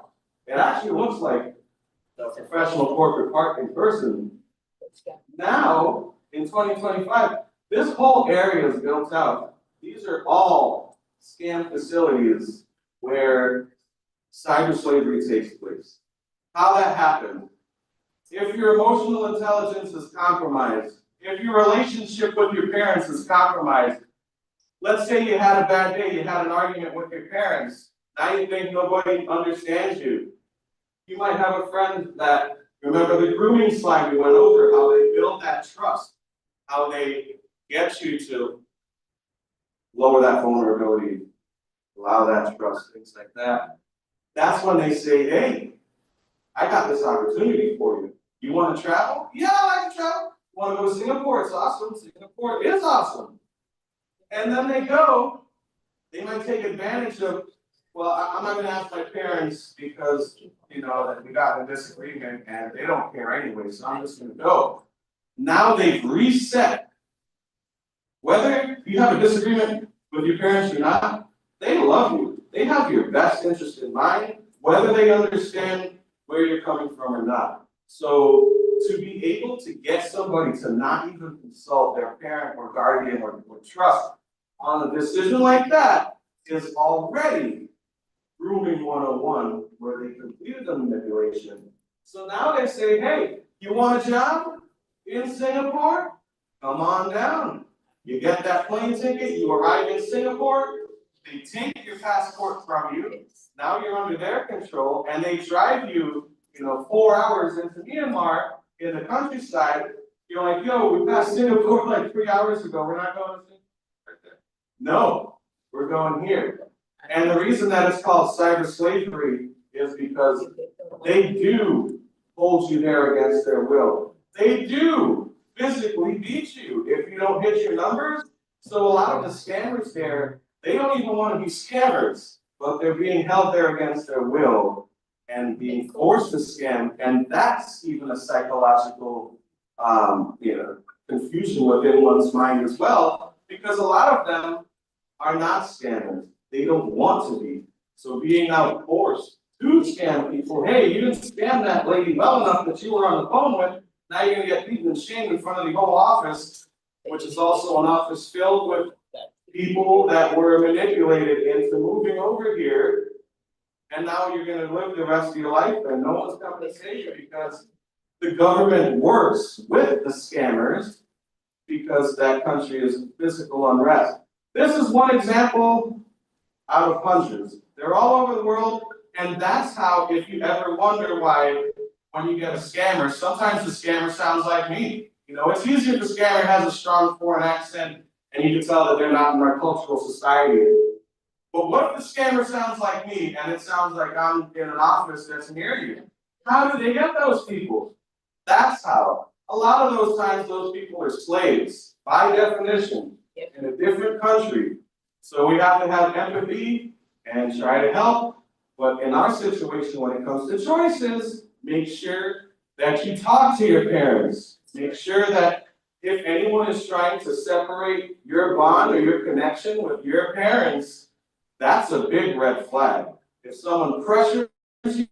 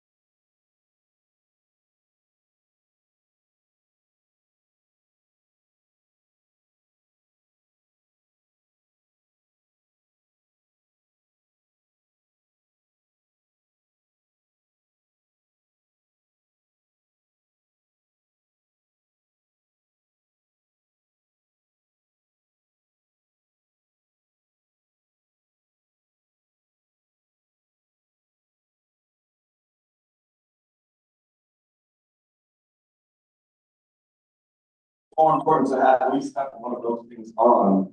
Your password is not, anybody heard of the The Louvre Museum and they got Rob. I'm walking over the mic. So tell everybody what their password was for their Wi-Fi. Her password was blue. The name of the facility. They use their password, a famous museum, the crown jewels of Napoleon, right? And they use the password of their own place, that's worse than password. A lot of people still use password in 1, 2, 3, 4, 5, 6 as their password. And that'll get hacked by today's algorithm standards in 0.07 seconds. I can hack the 1, 2, 3, 4, 5, 6. So protect on two-factor. He taught us of direct messages, offering free upgrades, in-game items, things like that. Does anybody know whether anything online is real or fake? Or experience with just misinformation? But I just want to ask you a question. When you report those, like if you get something and you report it, how effective is that? And how does that time? Good question. So when you report things, as you should, it depends who you're reporting it to. Am I hitting the report button on Facebook to report to them? Or am I sending my screenshots and logs to ICP.gov, which is FBI cybercrime? They're two different things. Sometimes Facebook doesn't do nothing. Facebook doesn't do anything, but it's still not a reason to not report. I think we should still report because it upticks the data in the charts so that we can get laws created to address those problems and really force them to change it. Because if not, they're just gonna say it's not a problem. So it does matter who you report to. Always fill out, a local police report, things like that. So you can get it logged, get that stat, to have them do something about it. Otherwise, it's just gonna be, it doesn't exist, because no one's saying it. And cookies track you every step you make. So with the cookies.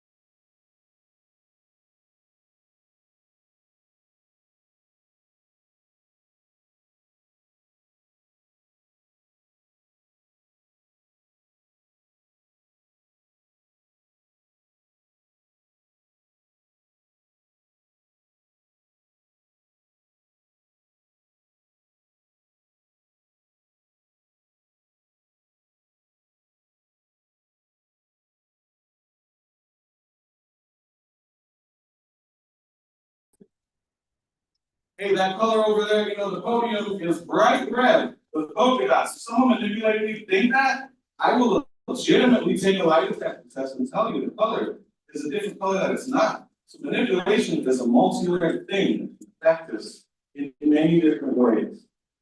So we want to make sure you always look at your sources, read beyond the headline. All of the headlines are just distraction to make you want to put in there. A lot of times that headline doesn't even cover what's in the story. Frustrating, like a thief. Look at your sources. Make sure it's a joke or not. Check the date. What if it's an old story? check your biases, check the author, make sure you talk to people about it that you trust. You wanna make sure that you regulate yourself on time, because if the goal for the social media companies and the algorithms is to decrease our attention span, you know, right now it's an attention span of 30 seconds. What if you're looking at a report that requires 8 hours of attention span? You lost at 30 seconds. So how are we gonna ingest this massive amount of information that we all have today because of ChatGPT or phones AI? It's a great deal of information. And then quick question at the end of the meeting. Perfect. So with ChatGPT and all the information, it's great, but it's for us to manage that and manage our mind so that we can be effective. And that'll come by choice. Do you want to check your screen time, your downtime, and your apps? You know, your limits. Set it for yourself, not for anybody else.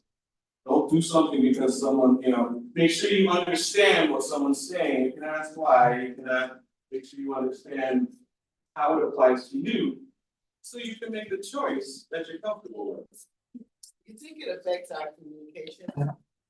Absolutely, it affects communication in many different ways. It decreases the context of our communication, the depth of our communication. Everything's very generalized a lot of times. People are just focused on opinion versus, well, here's what I have, what do you have? Let's get the best solution out of this. Some people just wanna blame without finding a resolution. It doesn't give us that. So that's what the internet kind of encourages us to do. So quick group game, would you post it? So we'll go over just one of these and then we'll get to lunch in a few.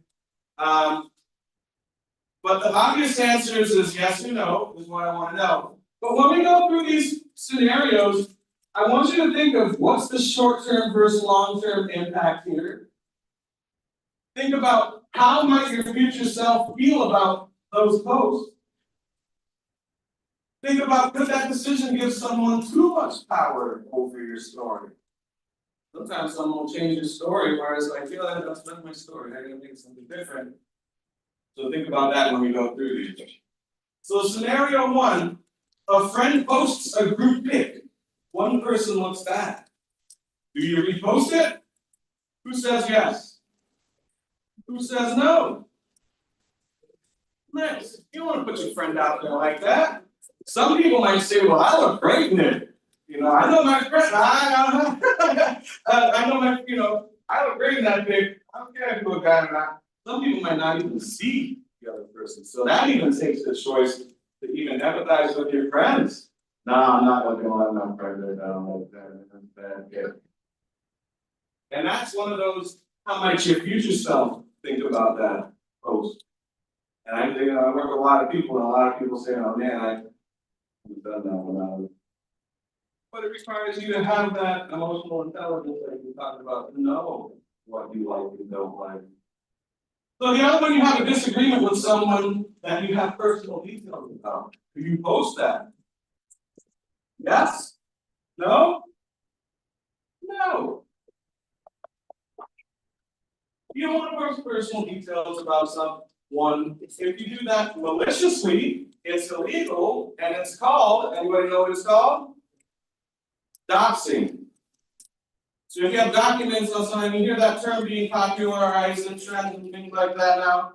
Doxing is, let's say everyone has receipts. I got receipts, I'm gonna post them online about this person. They didn't give you permission to do that. What if it's real or not? What if it's misinformation? Is it slander in that? Is it just a campaign to try to manipulate people to think of something negatively about something? That's doxing. Documents. Pictures, things like that. Yes. There? Yes, it's illegal. It's a criminal, doxing is a criminal, punishable by law activity. Thanks to what we were talking about earlier, when you report things to the police, they can make the reports so that we can get the stats to make laws to to make those things illegal. Otherwise, it's never gonna be illegal.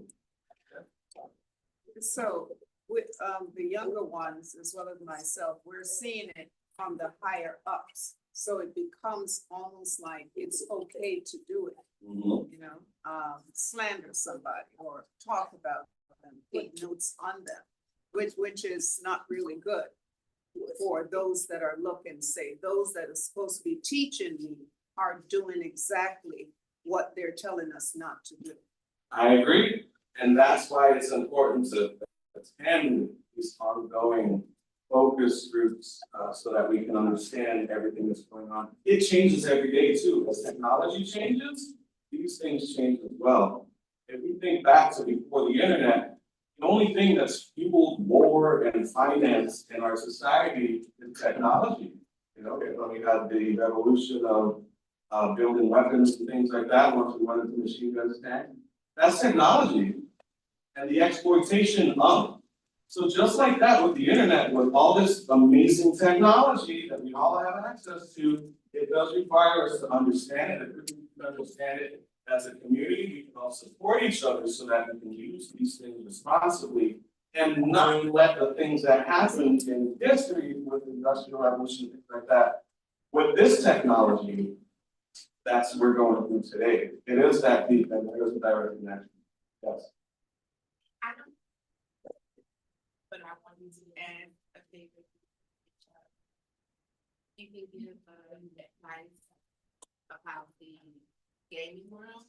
Yes. I know we gotta wrap up on much, but as far as like what to look for as a child and parent or pedophile. Yes. Like I just started doing the VR, the metaverse. Yeah. VR set with my son last night, and the whole time it was like I was enjoying myself, but the whole time just the mother in me is like, I hear these different kids talking, and in my mind I'm in there cursing and just a lot of them, but I'm thinking like, I wonder if that's really a child, like, you know, like how do you know? You And go. then every time you see it, it's like, well, follow this profile, follow that profile, follow this profile, like, how do you know, what are the red flags? So we had a couple slides on that. A lot of the red flags you look for is if someone is pressuring you, if someone tries to close you off from people that you trust. No, don't talk to me. Oh, just trust this situation here. Those are red flags you look for. You don't click on links. You look for offers, job offers, things like that. Nobody's going to offer you through your Roblox chat or your Minecraft a job offer, things like that. So it's just having that mindfulness and making sure that you're aware that people are hunting you 24/7, and it's probably not a child. Thank you, don't move. So we're gonna stick a pin, like people say, stick a pin right there. Think of your questions. We're gonna let you come back and ask him questions, but I'm going to have our vice mayor speak because she's about to leave, and then I'll have our commissioner. You can wait till after the questions, or you wanna speak now? I can wait till after. Okay, awesome. Let her speak because she has to run out. Good afternoon. I am so proud of you, Dr. George. Unfortunately, I tried to bring my grandson, but they live way down in Weston, because I know that he spends, although he's just 13, he spends too much time on the internet. And I really, really wanted him to come. And on behalf of me, Vice Mayor Causewell, I thank you for bringing this to my city. And I hope that you will come again with maybe something else. Take care. I have to run. I'm going to Lauderdale for another function. Thank you. Thank you. Okay, back to your question. Nice. So I'm gonna let you do questions, and when we finish with questions, we are going to have a working lunch. What does that mean? You're going to go in the back, you're going to line up and get your food, come back to the table, and we will start our panel discussion. We'll have the panelists come up, we're going to ask them questions, and then you're going to get to ask some questions. Sounds good? Yep. Very good? Yep. Okay, awesome. That's a perfect transition to AI deepfakes. Right, yeah, anybody know what a deepfake is? Yep. Yeah, so there are a lot of apps now that, and the apps just keep getting better and better, more realistic, where these deepfake videos come out. And we've seen where people can use them for all different types of reasons, and some are just straight up not cool. Yes. They have deep fakes right now that look like celebrities and, Yeah. and pop stars, and they'll actually DM you. So if you're on Instagram or you're on like Snapchat, you'll get a DM from like a basketball player or something like that, but it's not actually them. And they'll send you a message with the video because it's a video replica of the person. So they say, hey man, it's me, I'm in here, we hanging out, send this. But it's a completely fake account. Yeah. So it's dangerous. Instant way to build that trust and bring down that vulnerability, like we talked about earlier, the things that we hold high to help us navigate manipulation. Grooming slowly works that out methodically. And with the deep fakes, that can easily, I saw an instance last year with a CFO of a company, they had a deep fake. With the CFO had a Zoom call with somebody who was on the accounting team that could write checks. And it was so convincing, they had that person write a $25 million check. If you think about that, not everybody in the company can even write a check, so they had to target to find out who they even have that deep fake. They thought it was their CFO that they work with every day, so it can really work our mind. And if that person took a lie detector test, polygraph, they would say, I talked to my CFO. So our mind is now perceiving things that aren't even, yes. And if you have persons who are upset with you for whatever reason and they're tech savvy, they can transpose their facial characteristics onto a video. Yes. And I would encourage young people that if that happens to you, exploitation or any other kind of exploitation, feel comfortable to talk to your parent or somebody. Don't feel like you're so isolated and can't tell anybody. And then you do what you say, just put a revenge video out there, and you're actually responding to something that doesn't even really exist. So, you know, that happens a lot also with the younger people. They create videos, put somebody else's face on it, then they get so caught up, it becomes this whole thing, and people make some life-changing decisions or life-ending decisions instead of trusting the adults and the law enforcement. Correct, that's a great point as well. Teen suicide is on the rise tremendously because of that. Deep fakes, when somebody posts something about somebody that's in their class, all you need is a picture. There's a psychological aspect that comes with that sometimes is irreversible. So when something can hit you that deep with, deep fakes, the way that it leads to revenge, things like that. So in this example, that's why we have, if somebody posted a deepfake AI video of you due to a difference of opinion, do you post a revenge video? Yes? No? Why? It just, like you said, it's exactly what you're saying.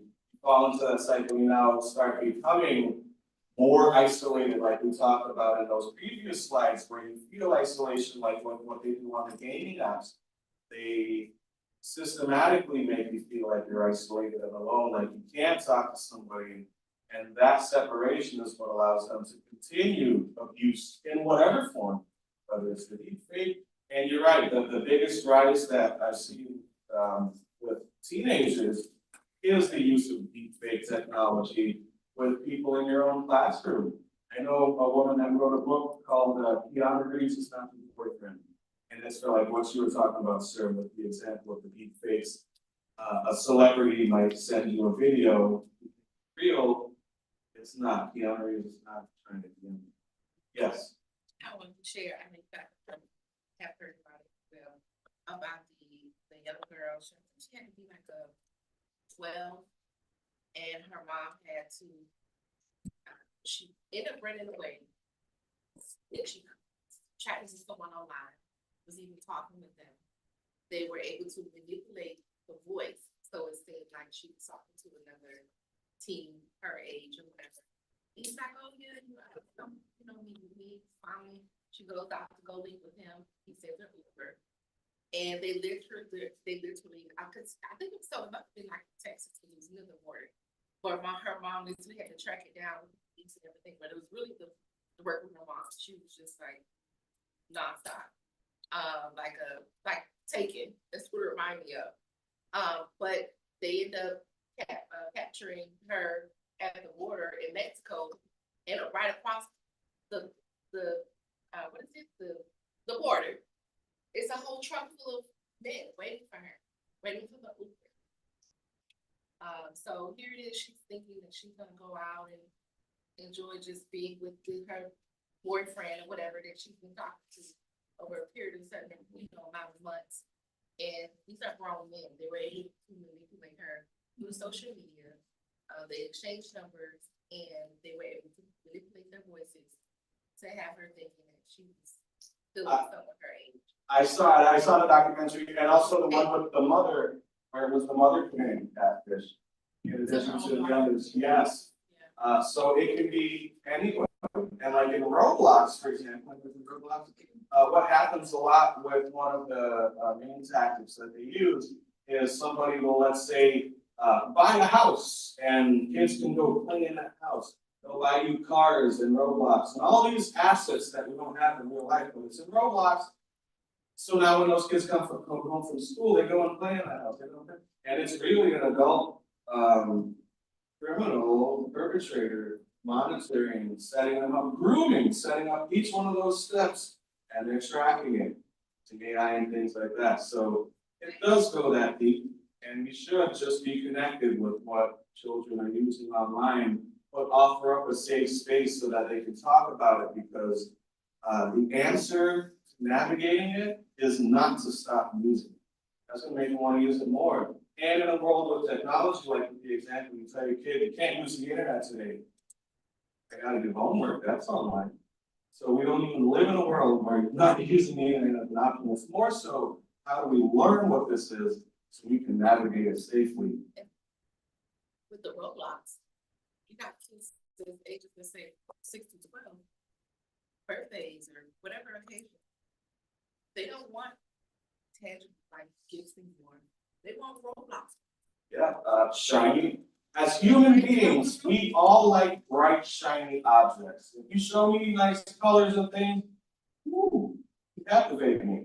So as humans, it's just psychologically understanding what makes us all tick, what we're all interested in. So we can go through the grooming steps and understand, well, they're just trying to build my show. They're trying to separate me. They're trying to pressure me. And knowing what those red flags are allows you to take a pause when that happens, like in our takeaways here. It allows you to take ownership of your online identity. It allows you to understand that the internet never forgets. So you can decide now what you post, what you don't post. It's not coming off the internet, even if you believe it. You don't need to be paranoid, just be purposeful. Your digital choices define your power, so use it wisely.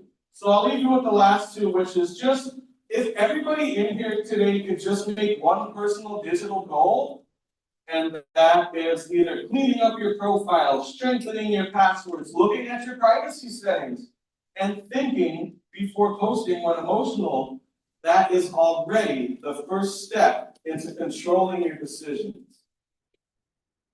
Technology doesn't define you. Your choices do.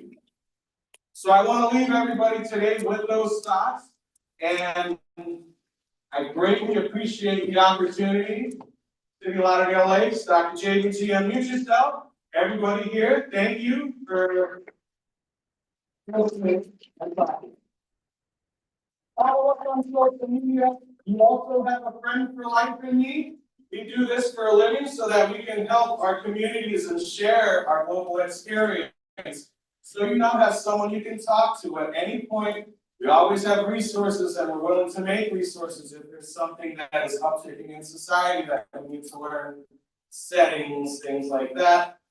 Give us a holler, we'll help you. Give Dr. JBT a holler on you. Thank you. Thank you so much, Clea. Did you guys learn something today? Yes. Probably a whole lot, right? A little overwhelming. Don't go anywhere, leave it, we're gonna need some music. Oh, yeah, we're gonna do that. After lunch. You guys wanna breathe for a second, real quick? I'm gonna call up Commissioner Easton. As he's coming up, I'm gonna teach you how to breathe. Come on up, Commissioner Easton. So sometimes in life, we get overwhelmed and we get stressed out, and automatically we do, right? You find yourself doing that? That is our body's request for additional air for our brains to function. So that's called a sigh breath. And usually I show you how to do that intentionally, but we'll do that later. Thank you, Commissioner. All right, you guys give another round of applause for the presentation. If you enjoyed it. Listen, I won't be too long. I didn't know I was gonna speak today, but I wanted to come. I wanted to kind of hear what it is that we're supporting as a commission. So Dr. George came and pitched the idea to us, and we thought it was a great idea to bring this type of information to you all. And if there's two things I can tell you, because I'm not too far from age from you guys. I was elected as a young commissioner, as you can see. But this world is changing so fast. And what used to take 15 years to come into play now only takes 5 years. And now what's taking 5 years only taking 1 year. And every single day, we're getting new advancements in technology. But I just wanted to share with you that the people who are creating this technology does not have your betterment in mind. They're not thinking about your safety. They're thinking about what is the most precious commodity, the most precious thing that you all have as people. Anybody can guess? What's the most precious thing you have? Time and attention. All right, he said time and attention. Your attention, sorry? Privacy, all right? But your attention is the most important asset that you have. And what these apps are doing, what the social media is doing, the internet, they're coming up with new ways to hold on to your attention. And in the developing mind that you have, that's very, very, it can be very dangerous because you're on these phones 8-10 hours a day. What are you giving your attention to? They say where your attention flows, energy goes. And don't take that lightly. So your brain is becoming addicted to these things. And what we're trying to do is bring you the information so you're at least mindful of what it is you're partaking in. So you know how to give yourself a break, how to take a breath, take a step back and take a breath every now and then. But this is very important because these folks have figured out how your mind and how your brain works and how to get you addicted to these types of software, these materials, the Roblox games. Every time you press a button, now it vibrates a little bit. That excites you. Every time you win an award, you get this flash across the screen. Every time Instagram updates itself, now when you like a picture, it's different colors on the heart. Whatever they have to do, she smiled because she know what I'm talking about. Whatever they have to do to keep your attention is what they're focused on. So, and that's just with social media. We haven't even gotten to the foods you're eating and all of this stuff. But we just want you all to be mindful of the dangers that are out there. They're not caring about your safety. If another person that's 15, probably 3 times your age talking, they don't care about that right now. They just care about how can I keep you online? And we want to make sure that you're safe. We want to make sure that you're not just throwing your life away. These things have real effects on your psyche and how you go about life. It affects your attention span. It's the reason why you're in class and you can only pay attention for 5 minutes and then you want to go to sleep. These are the reasons why. So use the technology responsibly. Be aware of how the world works. Be aware of what your local city commission do. I think that's very important. And how you can get involved and go outside and touch some grass. But most importantly, again, how to keep yourself safe. So I want to thank you for doing a great presentation. And thank you, Ms. George, for what you're doing. Give her a round of applause, please. And I hope you all have taken at least one thing out of this. Thank you again. Thank you. Okay, so I'm gonna show you how to breathe and then we're gonna line up for lunch. Sounds good? Real quick. Everybody sitting up. Just get your head on the desk. Sit up with your feet flat. Sit back as best you can in the chair. Good, I want you to breathe in deeply, hold it for a few seconds, and then. You do that? Let's go, breathe in. Release. One more time, breathe in. Release. I don't want you to release. Like, I want to hear it. The last time, breathe in deeply. Full release. You should be feeling good. Good. So whenever you get anxious, whenever you're in stress, even when you're about to take a test, take a side breath. Give your brain the extra oxygen it needs to function well. Okay, good. Let's line up. We have chicken fried rice, we have veggie fried rice, and then we have some fried tofu. And we have some chips, and sweets, and drinks to go with it. So please find yourself at the back, line up for lunch. Don't leave after lunch. We're gonna have the panel discussion and you get to ask questions.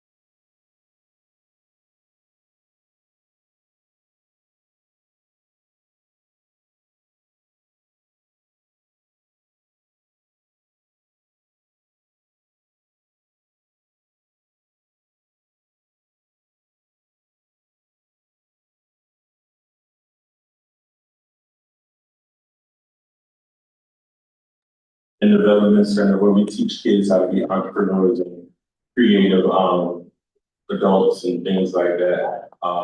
Educator for the last 20 years, community advocate. How's everybody doing today? My name is Jason Gordon. I am a financial marketing organization. I work with Leadership Institute for Excellence. I'm the CEO and founder of that. What we're doing right now, we have an initiative to help 60,000 men and women become the accident fight. So we have a course that we have set up, and it's actually free to get young teens to be involved in the AI, artificial intelligence world, so we can be a part of it instead of just being afraid of it. So. My name is Sean Seeley. I'm a mentor, I'm an educator, and most of all, a minister, because I realize that the most important thing that we can share is making a difference.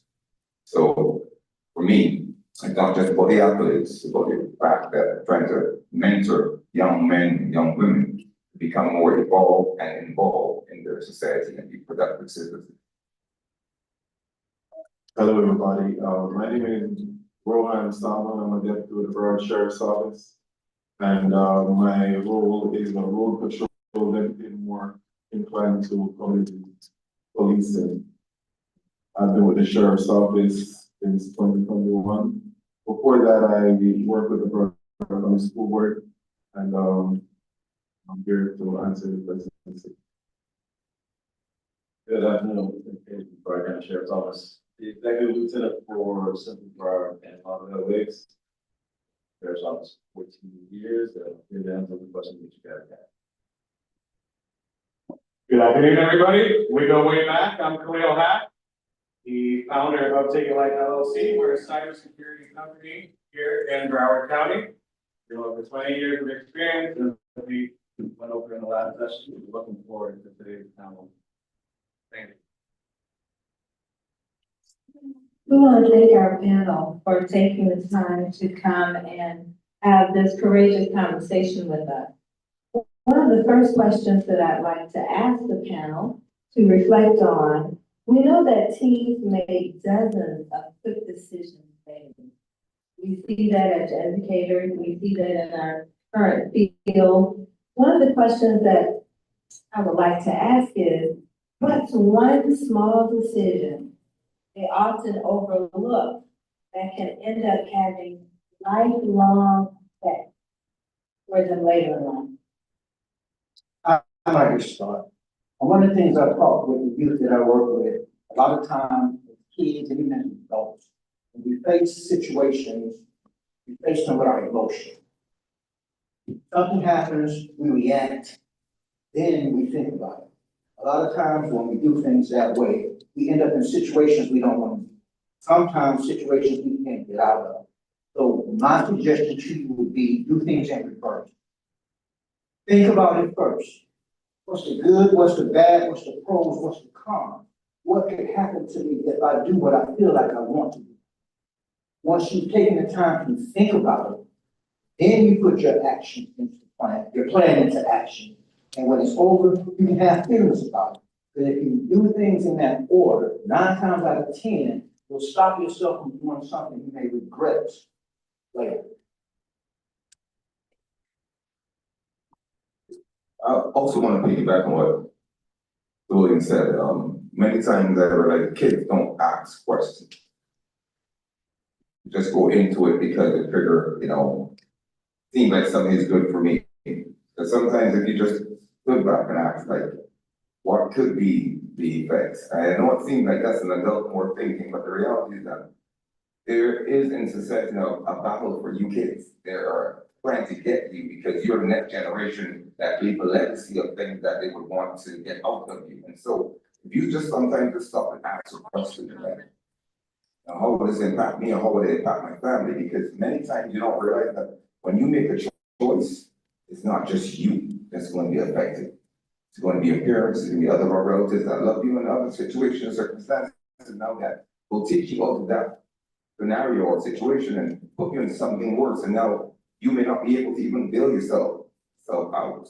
So I figure sometimes the best thing to do is ask a question like, what is this all about? And then ask an adult or ask someone who might be able to give you a little more insight, because remember, You've not been living 10, 30, 40 years. So sometimes experience will also elude you. And that can never, ever, ever, ever be replaced once you give up on something, your integrity or some aspect of life that you've given up or lost. It can never be reclaimed. So sometimes it's just good to ask questions. Ask questions from those who are in authority over you. Ask somebody who you may think you can, have a rapport with, like a counselor. Somebody, just ask a question. That's the start. I'll just add a little bit of value to that, okay, it's like, you have to look at yourself. Something you guys overlook a lot as teens, like, what am I gonna look like? How's that gonna reflect on me? As teens, sometimes, you see, everybody here on this panel, we didn't have smartphones, we didn't have social media growing up. So you guys have a lot more freedom and a lot more access than we ever had. But with freedom comes responsibility. See, we are learning those responsibilities, and we're here trying to teach you how to manage and navigate that, because we learn by making not only mistakes like you guys made them, but also we're learning how the world is changing. So as the question is what are some of the things you guys are overlooking? How is it gonna impact you? You guys have to start looking at that, because we're here on this panel, everybody here had to learn it the hard way, so we can bring those jewels to the future, because the only reason why we're here is because we care about the future of Lauderdale Lakes. If we did not care about the future of Lauderdale Lakes, we wouldn't be here. And we're here to pour into you, so you could be here 10 years from now, teaching the next future. Additionally, as a teacher, former administrator, I see it often. I see where students are so pulled into gossip. Someone is bringing you gossip, and you react on the gossip. But you don't stop to think about how will my actions impact my family? What are the financial complications that can come from the actions that I take now? Legal action. It was just a fight. It was not just a fight, because now someone is injured. Now your parents may face the consequences of your action, legal consequences for you, financial consequences for the family. You have no job, but everything that your parents have worked for now is in jeopardy because someone else's family member has been injured, and they can come after everything they've worked for because you responded emotionally rather than thinking logically about the information that was brought to you. So let's think about that before we make choices that can impact the rest of our lives. If you could give teens one simple rule of thumb, and I think we've touched on it, that would help them to make safer, smarter decisions that may not have been mentioned here, what would that be? If I can give you guys as teens one suggestion, based on the presentation that I saw today, he touched on a lot of things as it relates to cybersecurity. Right now, we're in a world where things are changing.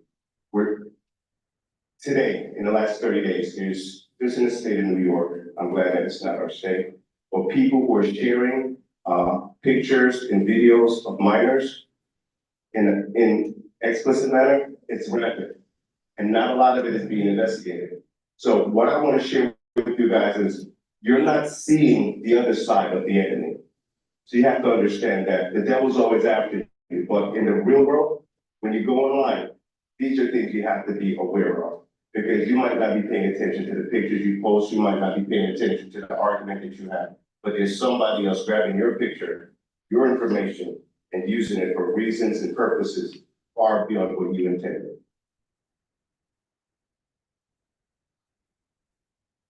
One of the things I would say is, you guys, give yourself time to make a decision. Don't be so quick to make some certain decisions, because they last a lifetime. Okay? Last a lifetime.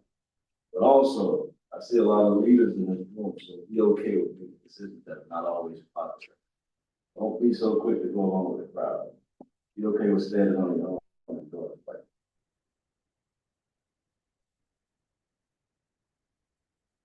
I agree with a great one. Something I try to focus on as important, something just, the only person I will ever work on trying to control is myself. You know, don't ever try to control anybody else, work on controlling yourself and learning what that even means first, because we all have different things going on, different mindsets. Learn what it takes to control yourself and focus on that and not anybody else.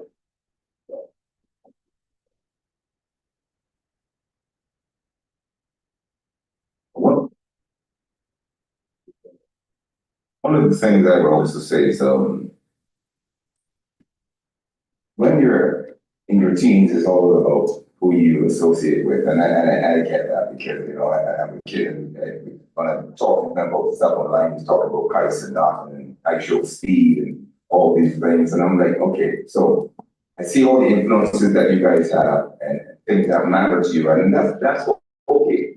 Good to have a kind of clique, good to have your group, but the thing is that when you are in these type of groups, if you have to defend something that's not good, that means you're probably in a situation where you should not be in the first place. And that's where I want you guys to realize that, because I know peers, you guys validate each other. It's like, we can talk all we want, but we don't look like you because we've been living longer than you and we look like we're ancient days. And I get that time, but there's a wealth of information in our heads. But if there's one thing I can tell you is that I think that you guys hanging up with the right type of peers can help you a long way. Because right now, there's another aspect of parenting that exists that if parents don't want to acknowledge it or not, it still is there. And that's social media, because when a parent tells a kid anything, when they go to the room, you pick up those phones and you talk to your peers, I know for a fact that there's another level of parenting going on. And it negates every single thing that the parents are saying. So what I'm trying to say to you is that sometimes it's good to find a group that can help you do good things, wholesome things, still enjoy life and not mess up your life. Because I always tell my kids, I tell them every time they pass on the street, have you ever seen a bum? And they say, yeah, I see a bum. I said, well, yeah, well, the bum was also an 8th grader. The bum was also a 9th grader. The bum was also a 10th grader. It's a choice that put them there. So I want you to understand, you make choices, but make choices with people that's going to help you to be better, not bitter.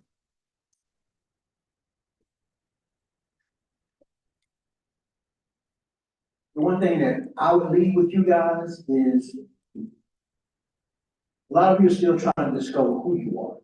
But as you discover who you are, you've got to know what you stand for, what your moral compass is. And you need to deal with people who have those same standards, who have those same morals. So, like Mr. Seeley just said, you have a support system. So when you make decisions that go against the grain, you don't feel ostracized, and you don't feel different, because you are with people who are going to pour into you, who are going to support you, who are going to help you elevate. So know what your standards are as you discover who you are, and it'll help you make better decisions going into your future. Thank you so much for your responses. Now let's slide into technology. Our students are drawn to their cell phone. It is another appendage. As a teacher, when students enter my class, they know that they need to put all electronic devices in that book bag at the front of the room. They are not to go back to that bag without my permission. But more than likely during that class period, someone decided that they were going to sneak that cell phone and that Ms. Blackshire was not going to see. Well, Ms. Blackshire always sees it because your body language is going to tell me when you're trying to hide it.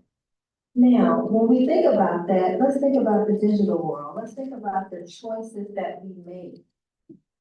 Create receipts that last a lifetime.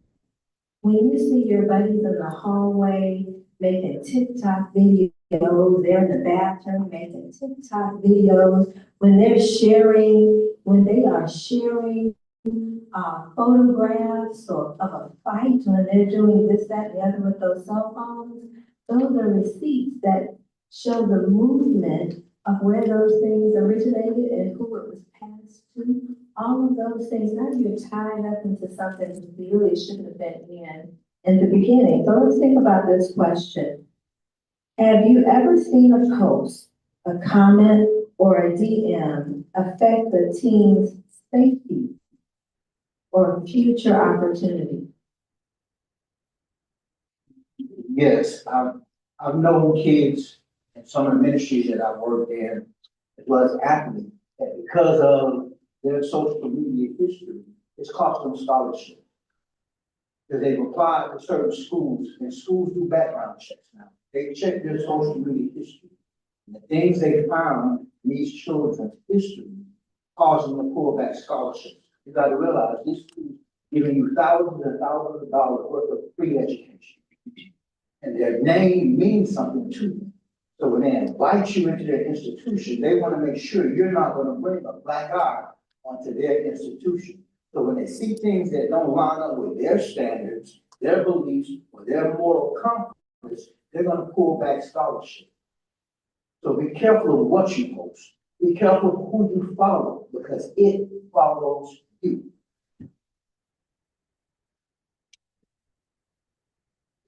Before I answer, young man, you had a question? You had a question? Go ahead. There you go.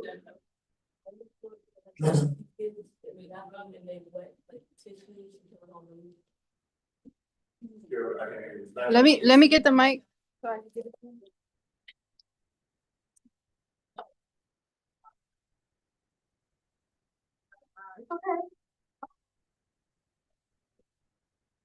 I wanted to know if you see kids.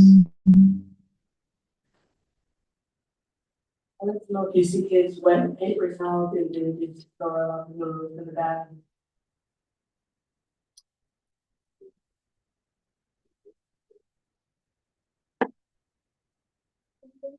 We do have this tendency to think that snitching, right? So you're probably confused, do I tell or do I not tell? So this is snitching for all the people who are concerned. It's, if you do something, you did that with your friend, right? And then you run and tell the teacher, that's snitching. But if you see someone doing something wrong and you tell, that's not snitching. Because one, shouldn't be doing that. That's a waste of school resources, right? Two, somebody has to clean up that mess. What if it was your mom or your dad doing that? Would you want that for them? Unnecessary extra work, right? So with that being said, you tell, your counselor, teacher, whoever you confide as, guys, if you see something at school, you say something. When it comes on to, like they spoke about earlier, stuff online that can take away future opportunities. When I was transitioning from a civilian employee to now a sworn employee with the sheriff's office, one of the things they asked during my interview, I had three people were in my interview, 2 majors and someone from HR. Do you have social media? I answered, yes, I do have a few. And I had to literally show them exactly what I've been posting all these years, right? Now imagine if all they see were guns and gang signs and all that stuff. Here goes my opportunity, right? I wouldn't be here today. Luckily, all they saw was me trying to cook and sports. With that being said, there's something called footprints. Everybody have that, right? You step in water, you step here, you see it, but it dries up. And then there's a digital footprint that does not go away. No matter how much you think you post that and then you hit delete, it's already saved on what's called a server. That is there forever. So be careful in what you post. Be careful in everything you do online, because that will limit, like I said, scholarships, limits you from maximizing your potential that you have, all right?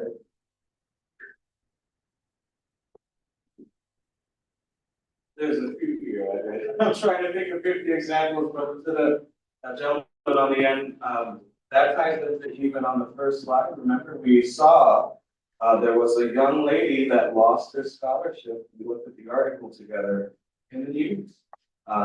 She posted something that the college did not like.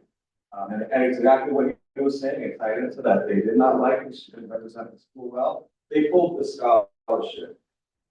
Into online actions. The other one I would say too is sometimes it doesn't even matter what we mean contextually in terms of your comment. Let's say you comment on somebody's post.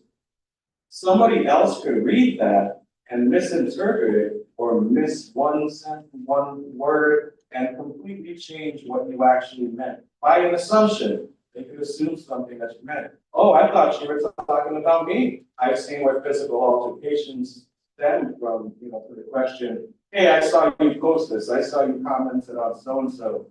What if they didn't even comment, they might not have even been talking about that person, but somebody internalizes that, and we see that a lot online.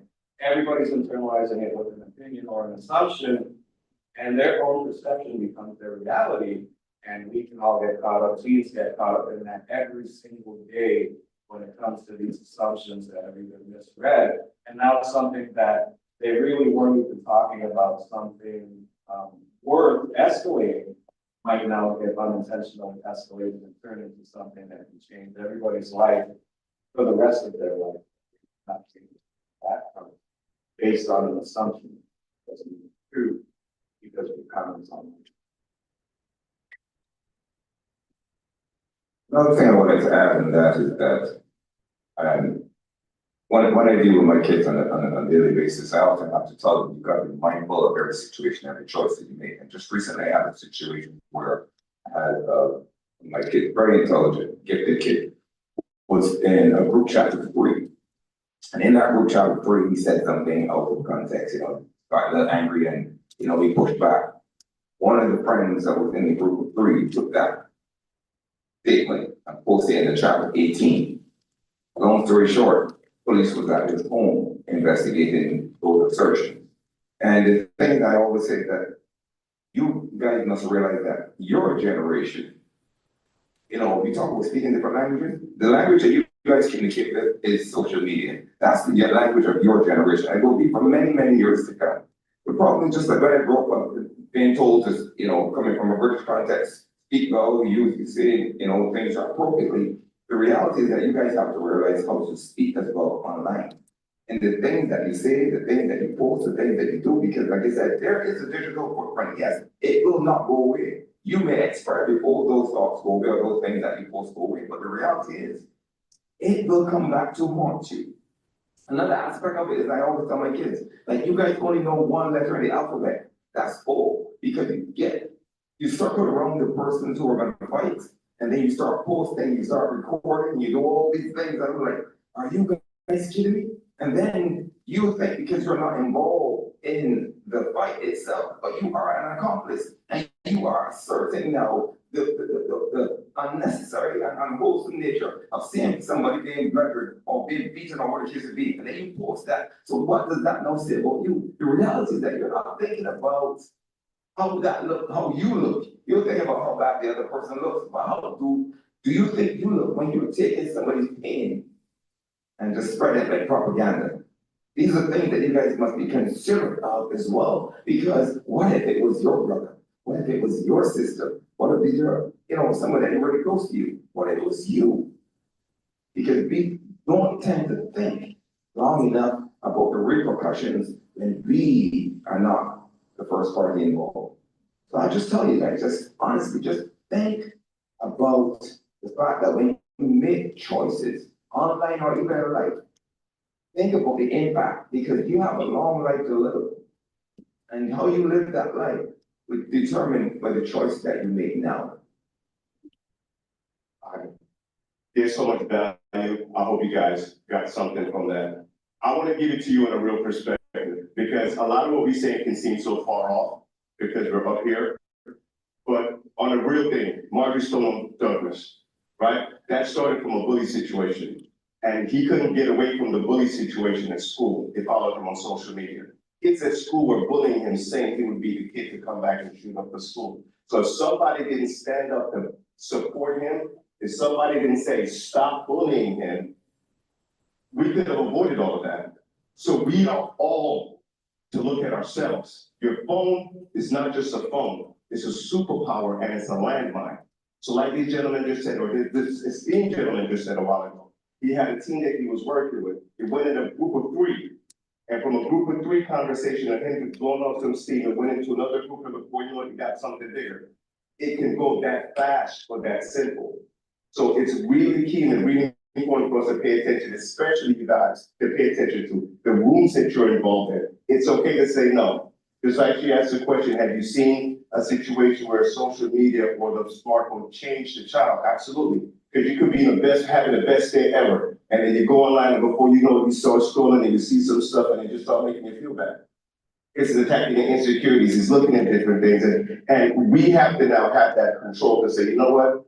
This is mentally affecting me, I need to stop. And this is the reason why we're here trying to empower you guys and give you the tools so you guys can identify these things in the digital world as you move forward.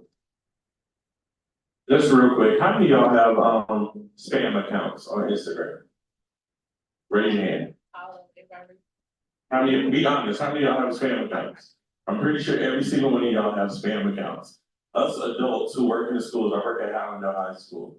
I know for sure every student that comes into my office has a spam account, because what you may not know is that the spam account that you have connects to your IP address, and it connects with your actual Instagram profile, your main page. And a lot of y'all put your spam in your bio and on your spam.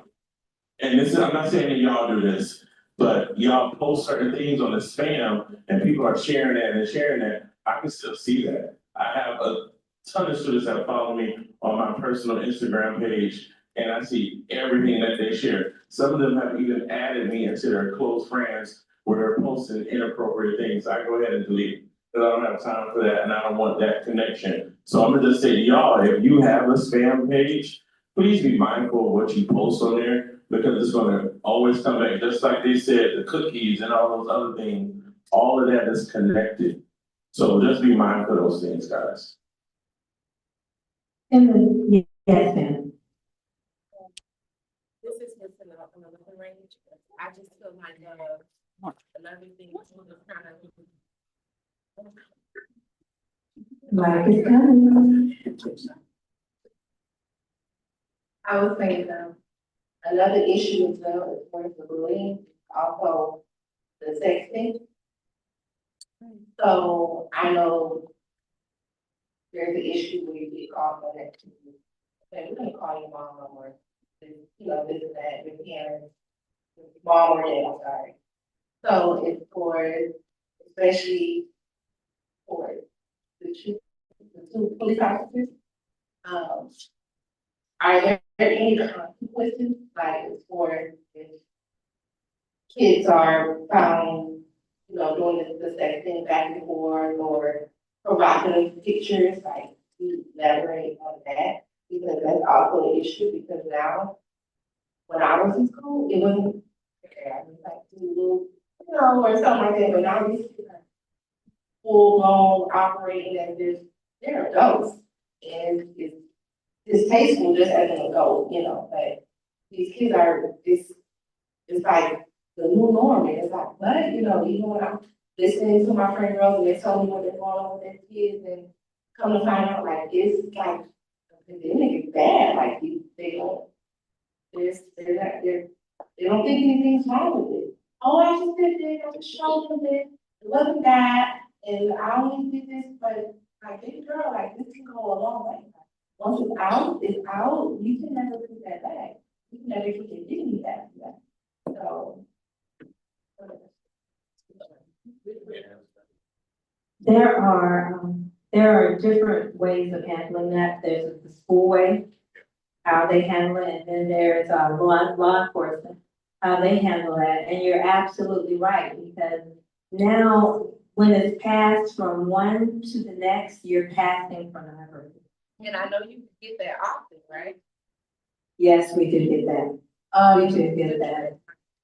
Just to add as a resource to that, my name is Maricia Jeffers, and I'm the president of the United Nations chapter for Broward County, and also the National Council for the United Nations. And sextortion is an actual issue that we have nationally, and we've issued Senate bills in that regards. And if anyone has a pen and paper, you see after, we actually have hotlines with FBI in that regard. So if you feel that, or you know of anyone that is being extorted by extortion, for example, having someone, as they discussed earlier, trying to get monies out of you, because we have teens that have unalived themselves because they can't handle the pressure, they didn't go to the adults in their home or close to them. We actually now have a hotline with the FBI that you call and to get intervention. And there are resources now that we have, we push forward to the Senate to help you guys. I help all of us as parents. So I can share this number with Jeanette, and we'll actually have some brochures and flyers that she can have that you all can also have. So there are resources, it's a growing issue. It's one of the things I talk about for our kids. Oh, the phone number, that you could use is 1-800-225-5324. It's 1-800-225-5324. Thank you very much. You have a question? I just wanted to say that my mom has access on my STEM accounts. You know, I'm so glad you said that, because my next comment was, as parents, we need to have those conversations with our children. Although they may feel like they can't speak to us for whatever reason, I have 3 grown children, but it's important that you have individual time with each of them.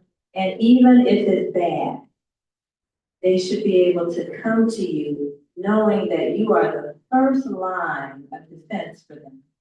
Whether it's good or bad, I'm here, I'm rolling with you to the end. We're gonna get through whatever it is together, but I need you to let me know what it is. When students start hiding their phone, hoarding it, not leaving it around, that's a red flag for me. I need to know what's up, because there is something going on. What is it that's so important that you have to sleep with your phone under your pillow, which is dangerous? Why are you taking the phone in the bathroom? What's going on? We need to have a conversation about why you feel it's important to hide it from me. Let me know. Don't have it sneak up on me. Let me find out from you rather than anyone else.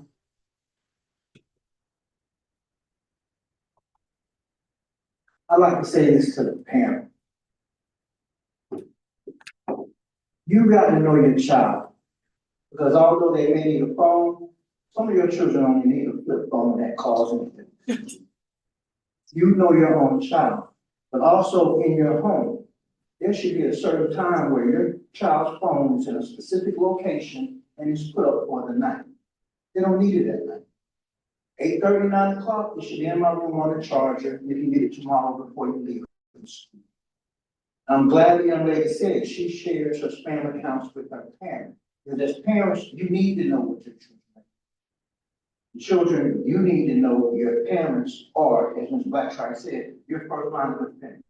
Like I taught my children, they were going, tell me anything. Some things I'm gonna like, some things I'm not gonna like, some things you may even get in trouble for, but if I know up front, I know how to protect you, know how to guide you through it, instead of having to come play cleanup at the end and fix a mess that you created that we could have fixed before it even got to be the issue. So be open with your parent, and if you don't have that type of relationship with your parent, there should be some adult in your life that you can open up with and be honest with, so they can give you guidance on how to communicate these issues to your parent.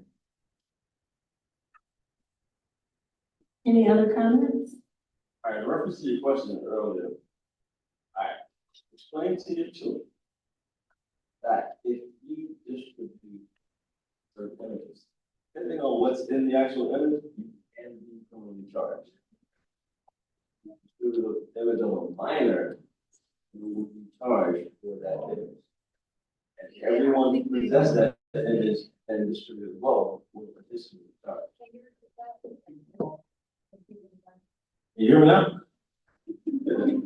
All right, if you possess an image of a child, depending on what is depicted in that image, and you share it with somebody else, you can be criminally charged. And every everyone who possessed that image and then shared it again also be criminally charged.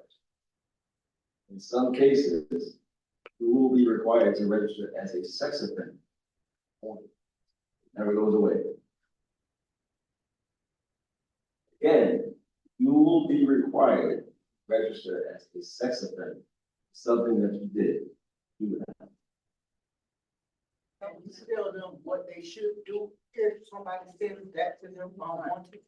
If someone sends you an image of a child, notify law enforcement. Not share it, do not keep it in your phone, you have to call law enforcement. You do not, just as liable as the person who sent you the image. Again, if you share it, you will be criminally charged. I'm not lying to you. Because the image is of a child. Just because you're a child, it does not protect you from prosecution. What is the definition of a child? Anyone who's under the age of 18, who are a minor, state of Florida. That is a group chat. Parents, if you see these images, notify law enforcement. Take the phones, call law enforcement, we will come out, and then we're gonna take the phone. From the school perspective, if images are passed, for example, students are involved in a fight, an altercation, everyone involved in that will be getting that consequence. Whatever that consequence is based on the discipline nature. So that's why it's important. Do not get involved in that. Students run to fight. You need to go the opposite direction. Do not get involved in that. Because just like you're taking a picture or video, someone else is videoing behind you and now have the photo of you in the video. Okay, let's move on into peer pressure. Peer pressure is stronger than ever. We are connected to our friends. Oh, that's my homie. That's my girl. I can't let them be in it by themselves. What kind of peer pressure are you seeing most often, panelists? One that I see at the high school is vaping. Even driving to the school, is they have little spots around the school outside the campus where they think that adults don't see them and they're, going on the side, vaping and stuff like that. Immediately you gotta report it, because all adults are mandatory reporters when it comes to anything pertaining to child abuse and things of that sort.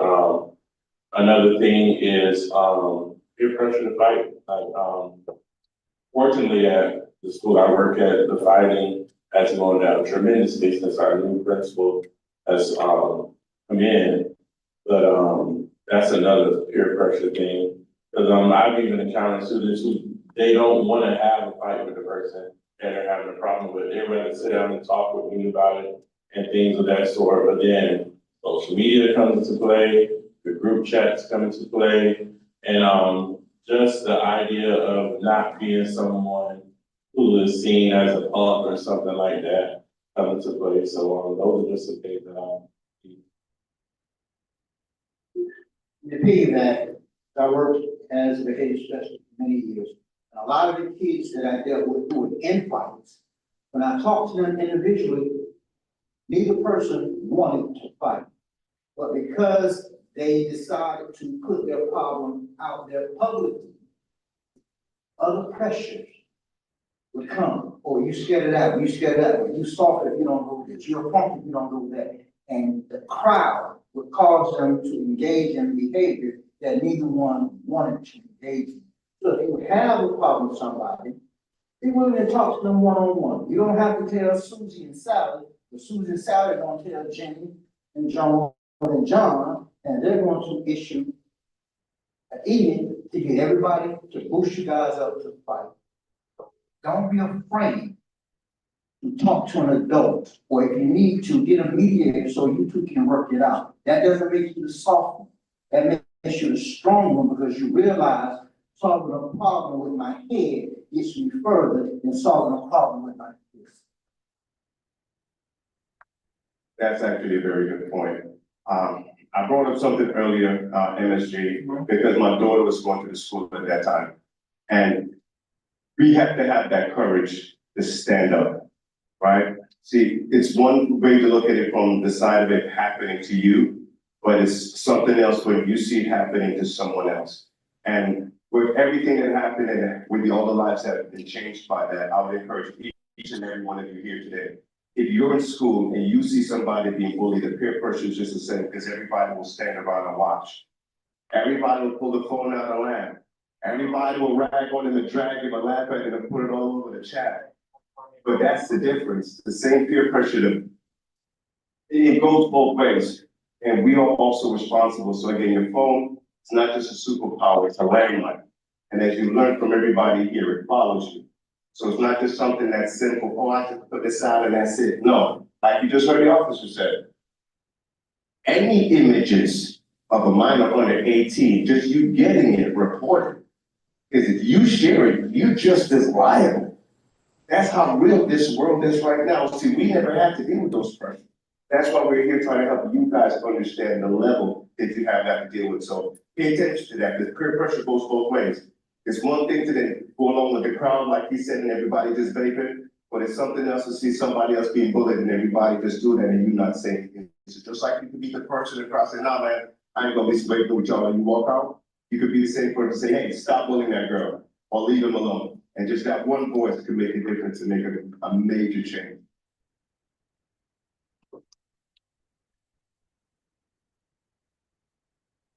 The biggest offender of peer pressure in your generation is a non-human entity, a fellow by the name of algorithm.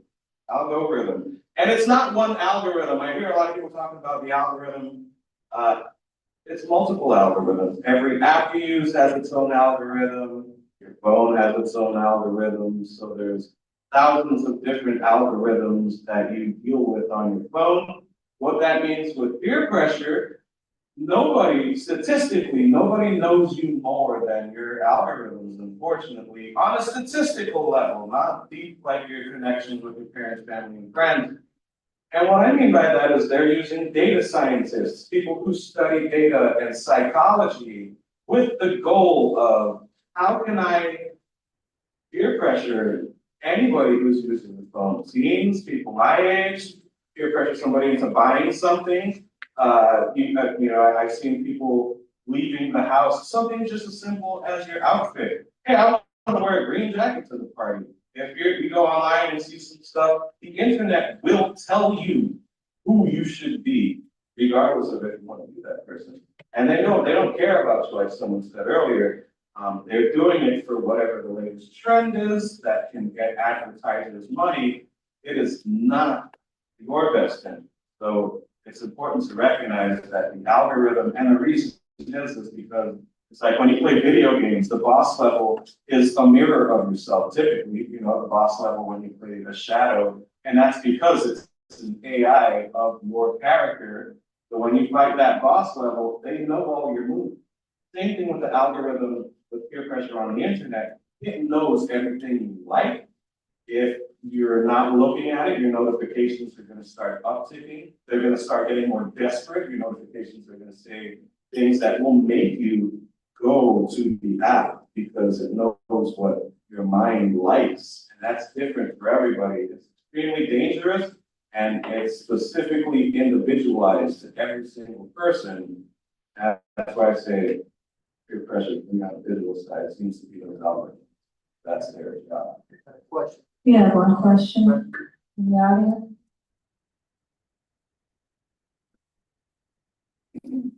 I wouldn't say this is necessarily a question, but I just wanted to add on to like you saying like for the advertisements and stuff, and like certain, I guess, like brands trying to clothe you.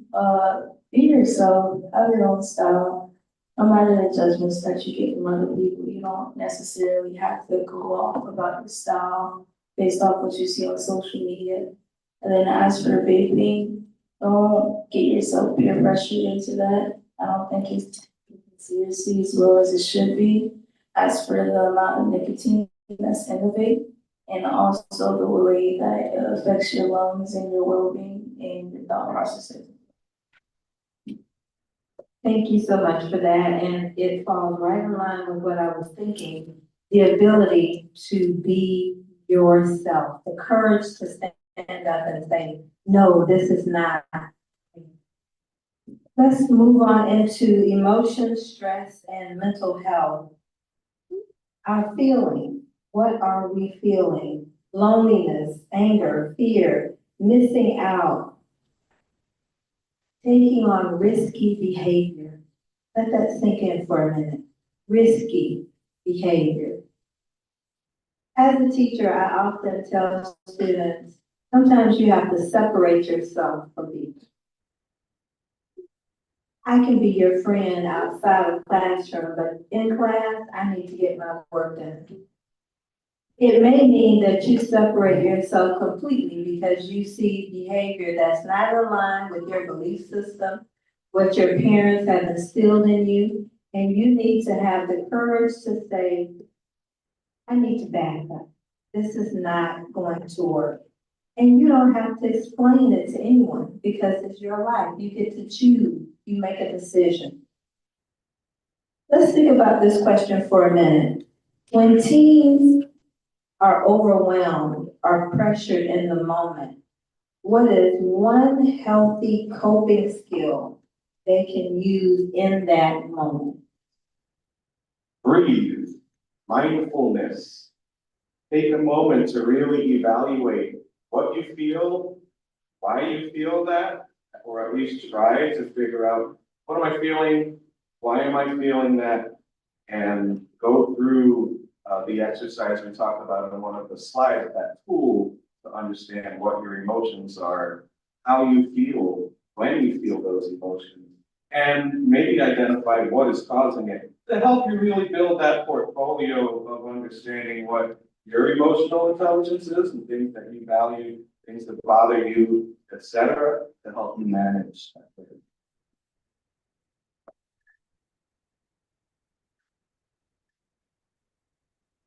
I would say speak with a trusted adult. There are many situations that I've been in where kids were, like literally on the edge. And the young man taking pictures for me, he's actually one of my former students, and he can probably attest to this for some of his fellow, kids he graduated with, that, you gotta be able to trust an adult. Sometimes just to relieve that, because sometimes all it takes is a conversation that can truly change your life and put you in the trajectory where you I wouldn't say should go, or I wouldn't say should go, but just in a way that's better than the path that you were gonna choose depending on that situation. There was even a situation where a couple of students, they were dating and they honestly just wanted to call it quits. And each of them didn't know that they wanted to call it quits. So brought them together and then, spoke about it. We talked about the likes, dislikes, all those other things. And they were able to break up with each other without it being messy or on social media and things like that. So always find yourself a trusted adult, a true trusted adult, not someone who's trying to prey on you or prey on you for that information, because some adults are messy. They like gossip more than what the teens like. So make sure you know for sure that this is someone you can trust with any and everything you gotta tell them. I'm gonna go back to old school. I'll say this. Kids really need to know what morals look like and structure. Because you guys think you have it, when I talk to kids, like, oh, Mr. Seeley, you got a lot of aura, man. I like how you do things, you stay seven and all that. And so they're talking to say all these things. But at the end of the day, if I catch a kid in a moment where they're about to become volatile and they're gonna pop off, and I can get to them, well, that's good. But then when I'm not there, how do I create a situation for them to diffuse? That does not start in the moment where they're just about to pop off and fight. That has to start from habits. something that has been taught, the type of people that you connect with, you know. Sometimes it's good to have an older adult mentor, and it's good to have peers, and also get into other groups and situations. Do not isolate yourself to one thing or one group, because the social media creates what we call a collective. And it's not for you to come up and shine. It's really for you to just assimilate, to become part of the consciousness that does not make you significant. And yet everybody's trying to be significant while remaining insignificant. And at the end of the day, what happens is that you come out and you do things and you make choices because you believe the collective will validate that. But the reality that the best validator is you and who you associate with. The type of habits that you spark or create or foster comes from who you ultimately associate yourself with. And so I will say all the way back, because sometimes parents need to hear this as well. Parents need to stop being friends with their children and become the parents. Because the reality is that you're trying to protect your kids so that they can have a legacy to live a long, solid life. Moral upbringing is not an option. It's a choice that needs to be made. Why? Because when you can teach your kid what is right for wrong, because many times I see the kids when they talk to me about situations, they're not thinking about what's right or wrong. Because they forgot or have not known what right or wrong looks like. And so the reality is that you gotta realize having good habits, good moral upbringing, good bad communication, and bad communication that's corrupt good morals. You need to hang out with people who can make you better. You ought to look like a butterfly, not a caterpillar, just crawling through the ground and doing the wrong things. Sometimes you gotta meet people in your life who will change your perspective for the better and make you to be different, not indifferent. He just gave the perfect analogy. We all start off as caterpillars. We all start crawling, going through the mud, going through the dirt, dealing with the ants and the bugs. But guess what? As he says, once you get the time to seek that leadership, seek that mentor, you gotta check yourself first. Because I get the question, what's gonna stop you from going over the edge? You gotta know that that's an edge. You gotta start seeing that. We can give you all the advice in the world, but if you don't see that smartphone, or you don't check it, you're gonna keep on wrecking it. So as a butterfly becomes a butterfly, it has to go two things. It has to go through isolation and it has to go through transformation. See, that's the purpose of this process right now. We want to help you guys to understand that isolation is going to take for you to separate yourself from those crowds. The isolation is going to take for you to feel like the awkward person when you stand up to that bully or you say no to that person who's trying to come at you. And again, in doing that, you become the butterfly. Now I'll say this, the butterfly and the caterpillar is the same person. So you were that caterpillar, but you're no longer the same. You're not crawling anymore. Now you're flying. You don't have the same problems anymore. You have elevated. So I hope you guys took some elevation and some information from this. This is Steve Guest and these Steve Palin, the gentleman here. Want to cheer something else? I just want to say thank y'all, man. Y'all been amazing. I wanted to add one more thing. Guys, what happens when you make the choice and there's a negative consequence? Does that mean it's over for you? No, it does not.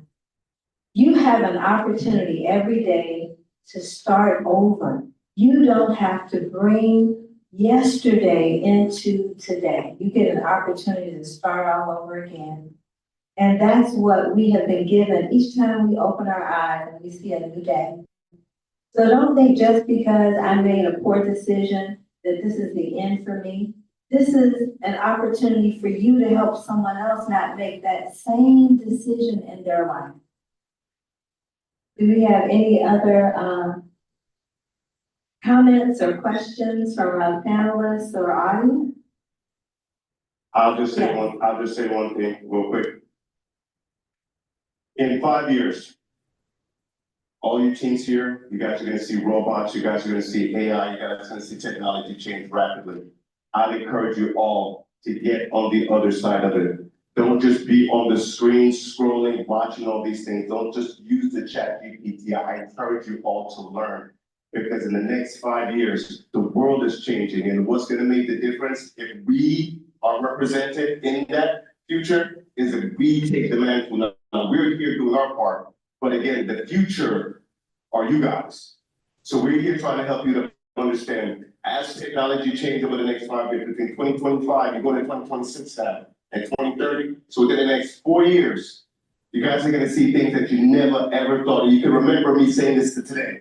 So 2030, when you're here, November 15, 2030, and you see robots, and you see these things, you remember this guy here telling you to see Jesus and telling you to make better decisions? Told you about this, so I need you guys to start getting involved in it from a professional standpoint, because you are the future. And let me piggyback on what Jason said, because 10 years from now, I tell my kids this all the time. 10 years from now, you all will be in your 20s, getting into your 30s. You probably don't even think about that right now. But I can't stop time, you can't stop time. 10 years from now, you will be in your 20s. What decisions are you gonna make now that will put you in a better place? Because whenever I ask my kids, like, where do you wanna be? Oh, I wanna be successful, I wanna be this, I wanna be an influencer, I wanna be all that. Okay, be all that, but what are you doing now to make that difference today? Because if you're hanging out with the wrong crew, that ain't gonna help you. If you're hanging out with people that are not gonna make you better or change your perspective on things, that's not gonna help you. And so 10 years from now, you should either be cool and not be a criminal. And so the reality is that I will tell you, I tell my kids, I tell all the other kids that I help with, you know, and role models and all that. I tell them one simple thing, like I said, find people that are gonna make you blossom. Because I always use that analogy of the butterfly. Butterfly has a different perspective than a caterpillar. You see things differently. You think things from a better perspective. And all I'm saying to you today, guys, is that the choice you make now could make you blossom later. Get into a church group. Get into any group that's gonna help you evolve, not devolve. I just want to say thank y'all for being here. I want everybody to hear me. Another thing I want to say,